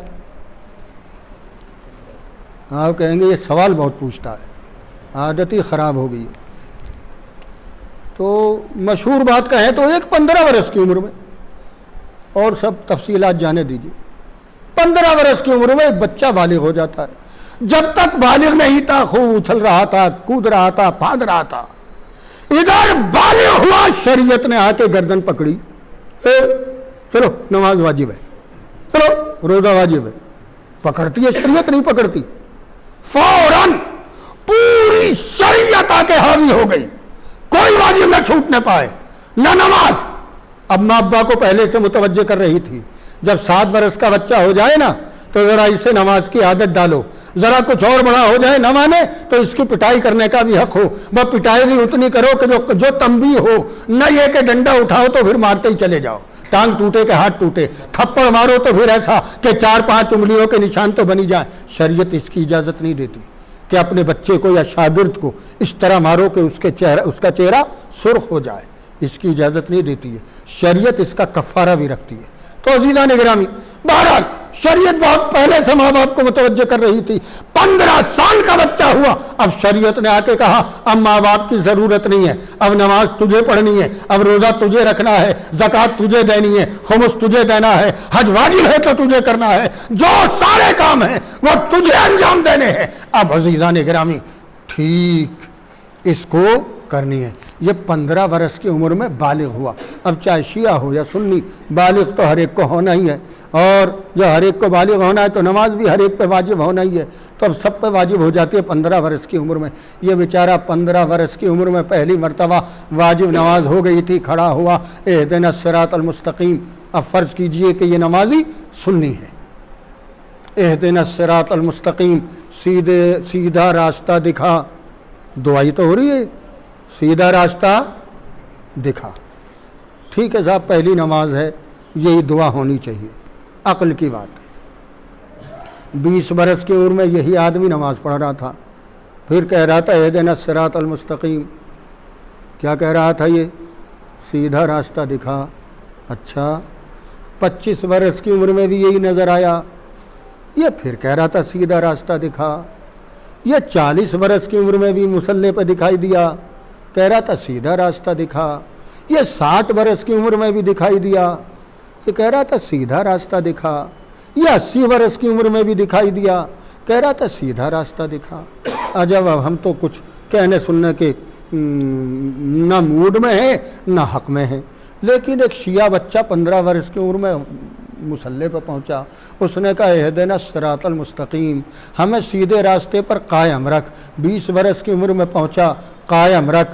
25 برس کی عمر میں پہنچا، قائم رکھ۔ 40 برس کی عمر میں آیا، قائم رکھ۔ 80 برس کی عمر میں آیا، قائم رکھ۔ دونوں ترجموں کا فرق آپ سمجھے، اسے 15 برس سے یقین ہے صحیح راستے پر ہوں، انہیں 80 برس کی عمر میں بھی یقین نہیں آیا کہ صحیح راستے پر ہوں کہ نہیں۔ بہرحال یہ اپنے اپنے ترجمے کی بات ہے، لیکن پھر وہی بات کہ کون سا ٹھیک ہے اور کون سا درست نہیں ہے، یہ معاملہ ہمارا نہیں ہے، یہ ان لوگوں کا معاملہ ہے، علماء کا۔ ہم لوگ بیچ والے لوگ ہیں، ہم کہاں ان چکروں میں پڑھیں، بس جو کام کر رہے ہیں وہ کر رہے ہیں۔ اللہ میاں سب کے کاموں کو قبول فرمائے۔ اہدنا الصراط المستقیم، ہمیں سیدھے راستے پر باقی رکھ، قائم رکھ، دکھاتا رہے، ہدایت کرتا رہے۔ اچھا صاحب، یہ سیدھا راستہ، یہ بھی کہہ رہے ہیں ہمارا راستہ سیدھا، وہ بھی کہہ رہے ہیں ہمارا راستہ سیدھا، وہ بھی کہہ رہے ہیں، تو خدایا تو بتا کس کا راستہ سیدھا؟ کہا آگے پڑھنا سمجھ میں آ جائے گی بات۔ صراط الذین انعمت علیہم، ان کا راستہ سیدھا راستہ ہے جن پر تو نے اپنی نعمتیں نازل کی ہیں، غیر المغضوب، جن پر تیرا غضب نہیں نازل ہوا، ولا الضالین، جو گمراہ بھی نہیں ہے، ان کا راستہ سیدھا راستہ ہے، اسی راستے پر باقی رکھ۔ ہم نے کہا سبحان اللہ سبحان اللہ، بالکل واضح ہو گئی بات۔ آئیے تو ہم اب یہودی بنے جاتے ہیں،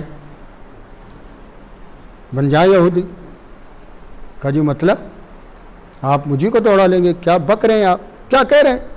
ارے کہنے کی کیا بات ہے، ان لوگوں کا راستہ سیدھا ہے جن پر اللہ کی نعمتیں نازل ہوئی ہیں۔ آپ مجھے بتائیں اور دنیا کے سارے مسلمان بتائیں، یہودیوں کے پاس زیادہ نعمتیں ہیں کہ آپ کے پاس؟ بتائیے، یہودیوں کے پاس ہے نا، یہودی بن جائیں۔ اہدنا الصراط المستقیم، کہا جی نہیں، یہ تو غلط بات ہے۔ سبحان اللہ، غلط بھی ہے۔ ابھی کہہ رہے ہیں کہ سب سے زیادہ نعمتیں بھی ان کے پاس ہیں اور یہودی بننے کو بھی تیار نہیں ہے۔ چلو تو عیسائی بن جائے، رستے تو بہت سارے ہیں، ان کے پاس بہت نعمتیں ہیں۔ نعمتیں دو ہی لوگوں کے پاس ہیں، یا یہودیوں کے یا عیسائیوں کے۔ عیسائی بن جائے کہ نہیں؟ میں نے قرآن مجید کی خدمت میں ہاتھ جوڑ کے عرض کیا، یہ تو ہم تشویش میں مبتلا ہو گئے، مسلمان رہیں بھی کہ نہ رہیں، یہودی بن جائے، عیسائی بن جائے، کیا کرے؟ نعمتیں وہاں تک ہیں۔ تو خدایا تو بتا مجھے کہ یہ صراط مستقیم ہے کیا؟ کیا یہودیوں کا راستہ ہے؟ کیا عیسائیوں کا مذہب ہے؟ کہ نہیں؟ تو میں نے کہا پھر کیا ہے؟ کہ تو نے قرآن پڑھا ہی نہیں ہے۔ توجہ کیجئے گا، تو نے قرآن پڑھا ہی نہیں ہے. اگر تو نے قرآن کو پڑھا ہوتا تو یہ سوال نہ کرتا. سن, ہم نے پہلے مسئلے کو حل کر دیا تھا, بعد میں اپنے نبی کو واپس بلایا تھا. ہم نے پہلے اعلان کیا تھا الیوم اکملت لکم دینکم واتممت علیکم نعمتی. آج دین کو کامل کر دیا, نعمتوں کو تمام کر دیا. سوچ اور پتہ لگا نعمتیں تمام کا ہوئی ہیں. جان لے, جب میں نے اپنے ولی علی کی جانشینی کا اعلان محمد کے ذریعے سے غدیر خم میں کرا دیا, تب میں نے کہا اتممت علیکم نعمتی. تو غدیر وہ جگہ ہے کہ جہاں نعمتیں تمام ہوتی. صلوات پڑھے محمد والے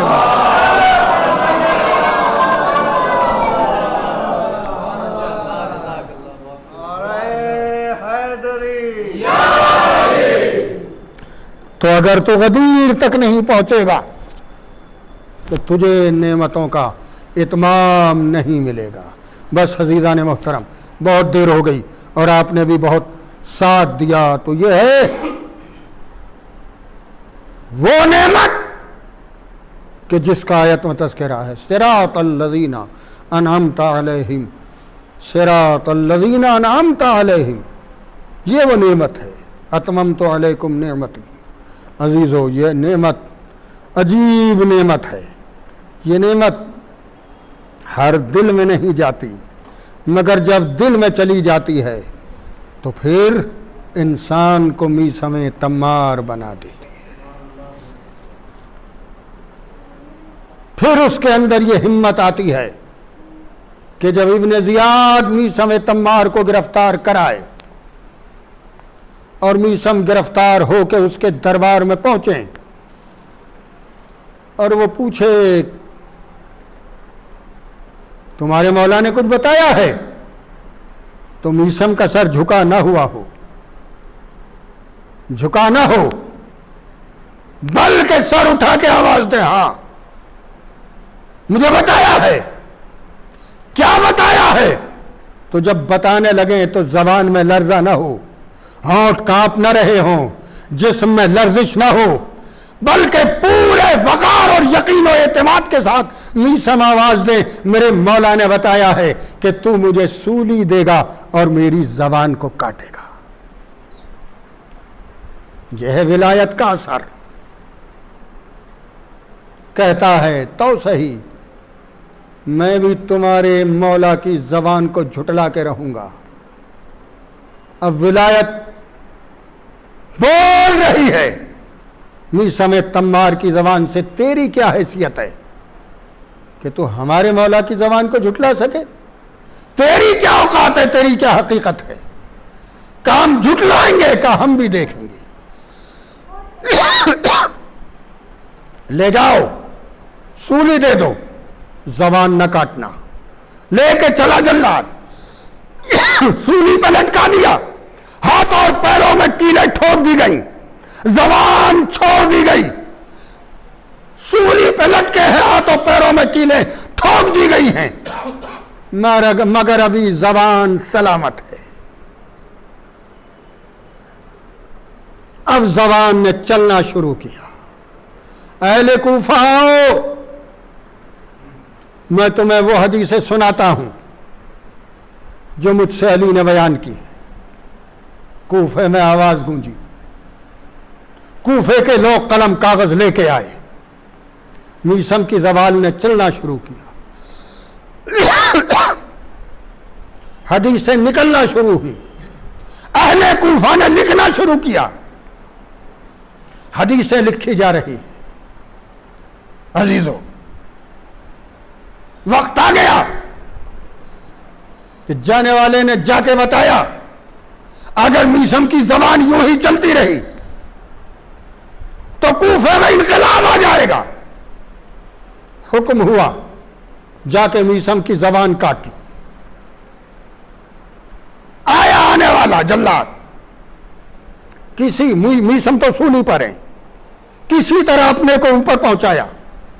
میثم کی آنکھیں بند ہیں. جلاد نے کہا زبان باہر نکالو. آنکھیں کھول کے دیکھا, کہا نکالتا ہوں. تم کون ہو؟ کہ میں تمہاری زبان کاٹنے آیا ہوں. کس نے بھیجا ہے؟ کہ ابن زیاد نے. کہا جا کے ابن زیاد سے کہہ دینا سب کچھ ممکن ہے مگر علی کی زبان کو جھٹلانا ممکن نہیں ہے. زبان نکالی، میثم کی زبان کٹی، مگر ایک جملہ ضرور کہنا چاہتا ہوں. اس کٹنے والی زبان میں ولایت علی کا اس جگہ سے اعلان کرے جی کر کے جسے سوری کہتے ہیں. قیامت تک آنے والے تمام مداحوں نے علی کو یہ ہمت دے دی کہ ہر حال میں علی کی مدح کرتے رہیں. کٹ گئی زبان، ہو گئے میثم شہید. یہی میثم ہیں. ایک دن بازار کوفہ میں نکلے ہیں، سامنے سے حبیب ابن مظاہر آ گئے اور حبیب ابن مظاہر کو دیکھ کے بس مصائب کے چند فقرے ہیں اور اس کے بعد مجلس تمام. حبیب کو دیکھ کے انہوں نے کہا، میثم تمار نے، میرا سلام ہو اس شخص کے اوپر کہ جس کی داڑھی خون سے خضاب کی جائے. اور آنے والے حبیب نے بھی ایک جملہ جواب میں کہا، میرا سلام ہو اس شخص کے اوپر کہ جسے کھجور کے درخت سولی دی جائے. بڑا تعجب ہوا میثم کو. تڑپ کے ایک سوال کیا، میں نے جو کچھ کہا تھا وہ اس تعلیم کا نتیجہ تھا جو علی نے مجھے دی تھی، علی نے مجھے بتایا تھا، لیکن تمہیں کس نے بتایا ہے کہ مجھے درخت پہ سولی دی جائے گی؟ آواز دی ملا تو ہم دونوں کو ایک ہی جگہ سے ہے، مگر فرق اتنا ہے تمہیں باپ نے بتایا ہے، مجھے بیٹے نے بتایا ہے، مجھے حسین نے بتایا ہے. اور وہ وقت آیا عزیزوں جب حبیب کربلا میں آ گئے. اب میں تفصیل سے نہیں پڑھوں گا، بہت جلدی اپنی جگہ تک پہنچنا چاہتا ہوں. حبیب کو خط لکھ کے بلایا حسین نے. حبیب آئے. جب حبیب 4 محرم کو کربلا پہنچے ہیں تو 4 محرم تک ہی حالات کیسے ہو گئے تھے اندازہ لگائیے. جب حبیب پہنچے تو انصار حسینی میں ایک خوشی کا شور ہوا تو آواز خیموں کے اندر پہنچی. جب خیموں کے اندر آواز پہنچی تو زینب کے کانوں میں پہنچی. فضہ کو بلایا، فضہ ذرا پتہ تو لگا یہ شور کیسا ہے. فضہ گئی، پتہ لگایا کہ کیا حال ہے، کیوں اتنا شور ہے. جواب ملا حسین کے بچپنے کا دوست حبیب آیا ہے، حسین کی مدد کے لیے آیا ہے. بس جیسے یہ جملے کہے ایک مرتبہ زینب نے کہا فضہ جا کے حبیب کو میرا سلام کہہ دو. میں ایک مرتبہ گئی، فضہ جا کے کہا حبیب سلام ہو، علی کی بیٹی نے سلام کیا ہے، مبارک ہو. حبیب نے امامہ پھینک دیا. آئے وہ وقت آ گیا جب علی کی بیٹیاں غلاموں کو سلام کہنا. میں کہوں گا حبیب ارے یہ تو کربلا ہے، ذرا کوفے میں آؤ. جزاکم اللہ خیر الجزا. بس عزیزو تمام ہو گئی مجلس. 2 فقرے اور سن لیجئے اور اس کے بعد مجلس تمام ہے. یہ 4 محرم کی بات تھی تو ذرا اندازہ لگائیے کہ روز عاشور کی کیا کیفیت رہی ہوگی. شب عاشور تھی وہ عظیم ترین رات کہ جب بیویوں نے اپنے اپنے وارثوں کو تیار کیا کل کی قربانی دینے کے لیے. علی اکبر کو لیلا سمجھا رہی تھی، عباس کو ام کلثوم سمجھا رہی تھی، سب ایک دوسرے کو سمجھا رہے تھے. مگر عزیزو اسی میں مجھے نظر آیا کہ ایک ماں جھولا جھولاتے ہوئے اپنے بچے کو سمجھا رہی تھی.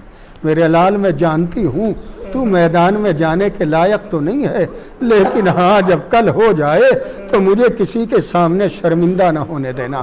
بس عزیزو اسی کے بارے میں تھوڑا سا سن لیجئے اور میں مجلس کو تمام کر دوں. لیجئے کل ہو گئی، سارے افراد چلے گئے، سارے جانثار چلے گئے، حسین اکیلے رہ گئے. ایک بلندی پہ گئے، حل من ناصر ینصرنا حل من مغیث یغیثنا. کیا قیامت ہے، مشکل کشائے عالم کا فرزند کسی مددگار کو پکارے اور کوئی مدد کرنے کے لیے نہ آئے.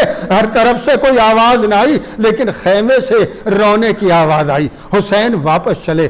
زینب یہ کیوں رویا جا رہا ہے؟ بھیا تمہاری آواز استغاثہ سن کر علی اصغر نے خود کو جھولے سے گرا دیا۔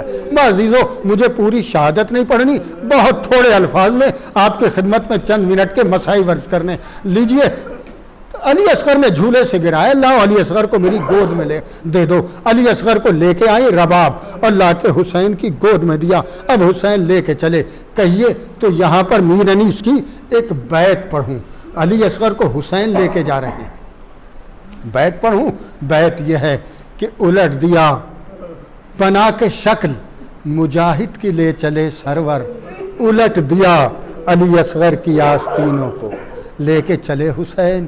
میدان میں پہنچے، مجھے تیر لگنا بیان نہیں کرنا، بس اتنا سا بیان کرنا ہے کہ جب مختار نے واقع کربلا کے بعد حرملہ کو گرفتار کر کے بلایا ہے اور اس سے پوچھا ہے کہ بتا تو نے کیا کیا کیا، تو اس نے یہ کہا تھا میں جب کربلا پہنچا تو میرے پاس 7 تیر تھے، 4 تیر تو بیکار ہو گئے، ایک تیر اس کام آیا، ایک تیر اس کام آیا، ایک تیر جو تھا وہ میں نے علی اصغر کے گلے پہ لگایا۔ کہ وہ تیر کیسے تھے، میں تفصیل سے نہیں پڑھ رہا ہوں، بتا وہ تیر کیسے تھے۔ کہ وہ تیر ایسے تھے کہ اگر لوہے کی 7 چادریں ایک دوسرے کے اوپر رکھی جاتی اور پھر میں وہ تیر چلاتا تو وہ تیر ان 7 چادروں کو پار کر جاتا۔ میں نے وہ تیر علی اصغر کے گلے پہ لگایا۔ عزیزو، اب مجھے آگے نہیں پڑھنا، مصائب تو میں پڑھ چکا اور آپ سن چکے کہ کیا ہوا ہوگا علی اصغر کا تیر لگنے کے بعد۔ روایت میں اتنا ہے کہ جب تیر لگا تو پھر گلے کو چھیدتا ہوا حسین کے بازو میں آ گیا۔ حسین نے تیر کو نکالا، خون کو اپنے چلو میں لیا، چہرے پہ ملا۔ مجھے زیادہ نہیں عرض کرنا ہے، لیجئے اب حسین علی اصغر کی لاش کو لے کے چلے، خیمے کے دروازے پہ پہنچے۔ رباب اپنی امانت لے جاؤ۔ روایتوں میں یہ ہے رباب سے پہلے سکینہ آ گئی۔ اب سکینہ آنے آ کے جو منظر دیکھا وہ یہ تھا کہ ابا کا سایہ کیے ہوئے اسی طرح بابا لائے ہیں جس طرح لے کے گئے تھے۔ تو ایک جملہ کہا، بابا آپ علی اصغر کو پانی پلا لائے بابا، میں بھی تو پیاسی تھی بابا، آپ نے مجھے پانی نہ پلایا۔ اور جو باپ ہے وہ اپنے دلوں پر ہاتھ رکھ کے سوچے اس باپ کے پاس کیا جواب ہے، کوئی جواب نہ دیا۔ اب آقا دامن ہٹایا، اب جو ہٹا دامن تو سکینہ نے جو کچھ دیکھا اسے دیکھ کے بے ہوش ہو گئی۔ پیچھے سے رباب آ گئی، دیکھا علی اصغر کا گلا چھدا ہوا ہے، کرتا خون سے رنگین ہے، علی اصغر بابا کی گود میں ہیں اور ادھر سکینہ بے ہوش پڑی ہیں۔ اب علی اصغر کو بابا کی گود میں دیکھ کے، سکینہ کو بے ہوش دیکھ کے، ایک مرتبہ رباب حسین کی طرف کو بڑھی، سکینہ کی طرف نہ بڑھی، حسین کی طرف بڑھی جدھر چھوٹا بچہ علی اصغر تھا۔ جب دیکھا اور قریب پہنچی تو دیکھا حسین کا سر جھکا ہوا ہے۔ میرے لاکھوں سلام رباب جیسی ماں کے اوپر، جس نے جب یہ دیکھا کہ حسین کا سر جھکا ہوا ہے تو دونوں ہاتھوں کو جوڑ کے کہا، آقا اگر 70 علی اصغر ہوتے میں قربان کر دیتی، مگر آپ کا جھکا ہوا سر یہ رباب برداشت نہیں کر سکتی۔ مولا سر اٹھاؤ۔ حسین نے سر اٹھایا، شاید اسی جملے کا انتظار تھا۔ حسین نے سر اٹھایا۔ باوجود 2-4 فقرے اور سنو، مجلس کو تمام کر دوں۔ اب ایک مرتبہ یہاں پر جو میں بیان کرنے جا رہا ہوں وہ کسی کتاب میں نہیں ہے، کسی روایت کی لفظیں نہیں ہے، ایک شاعر کا تخیل ہے جو میں بیان کرنے جا رہا ہوں۔ روایت کہتی ہے کہ جب رباب نے یہ منظر دیکھا، علی اصغر تو اس دنیا سے چلے گئے، گلا چھدا کے آ گئے، حسین کی آغوش میں ہیں، تو اب یہ شاعر کا تخلص ہے۔ تو ایک مرتبہ رباب آگے بڑھی اور آگے بڑھ کے رباب نے اپنے بچے سے یہ بات کہی، میرے لال تو نے اپنا گلا تو چھدایا مگر تیرے بابا کا بازو تو زخمی ہو گیا۔ اگر میدان محشر میں تیری دادی نے مجھ سے یہ سوال کیا، رباب تیرے بچے کے ہوتے ہوئے میرے حسین کا بازو چھد گیا، تو میرے لال مجھے بتا میں تیری دادی کو کیا جواب دوں گی؟ شاعر کہتا ہے علی اصغر نے کہا، اماں تم دادی کو کوئی جواب نہ دینا، جواب میں دوں گا، میں کہوں گا دادی ارے تیر بڑا تھا، میرا گلا چھوٹا تھا، میرا گلا تیر کو برداشت نہ کر سکا، ارے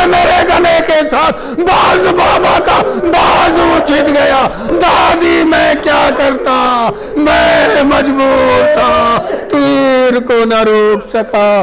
वस्सयालमुल्लज़ीना ज़लमू अय्यामुन क़लबू यनक़लिबून इन्ना लिल्लाहि व इन्ना इलैहि राजिऊन।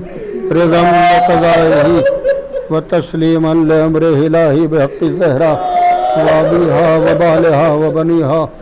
परवरदिगारा हमारी इस मुख्तसर सी इबादत को कबूल फरमा। खुदाया हमारी इस इबादत का सवाब तमाम मरहूमीन की रूहों को इसाल फरमा।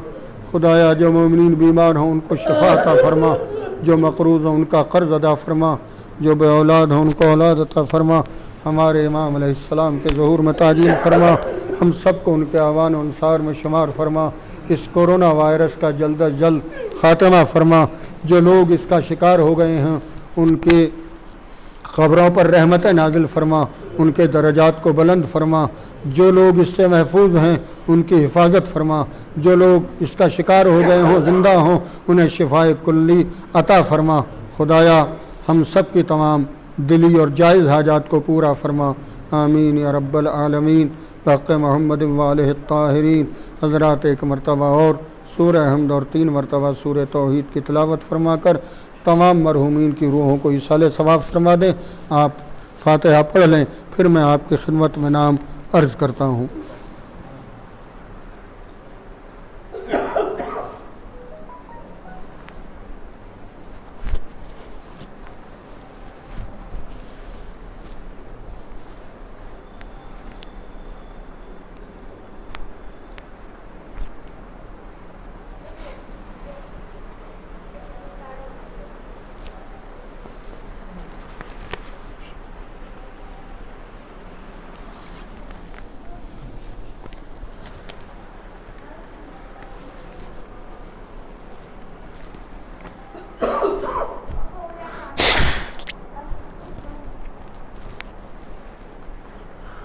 सैयद नकी हैदर इब्ने सैयद लतीफ़ हैदर साहब, सैयद बदर अब्बास इब्ने सैयद कदीर हुसैन साहब, सैयद मोहम्मद आज़म हुसैन इब्ने सैयद शेर अली साहब, सैयद जाहिद अब्बास जैदी इब्ने सैयद अतहर हुसैन जैदी साहब, सैयद महमूद तकी जैदी इब्ने सैयद मोहम्मद तकी जैदी साहब व जुमला मरहूम मोमिनीन व मोमिनात और वो तमाम मोमिनीन व मोमिनात जो इस वबा का शिकार होकर दुनिया में कहीं भी इस दार फ़ानी से दार वक़ा की तरफ कूच कर गए।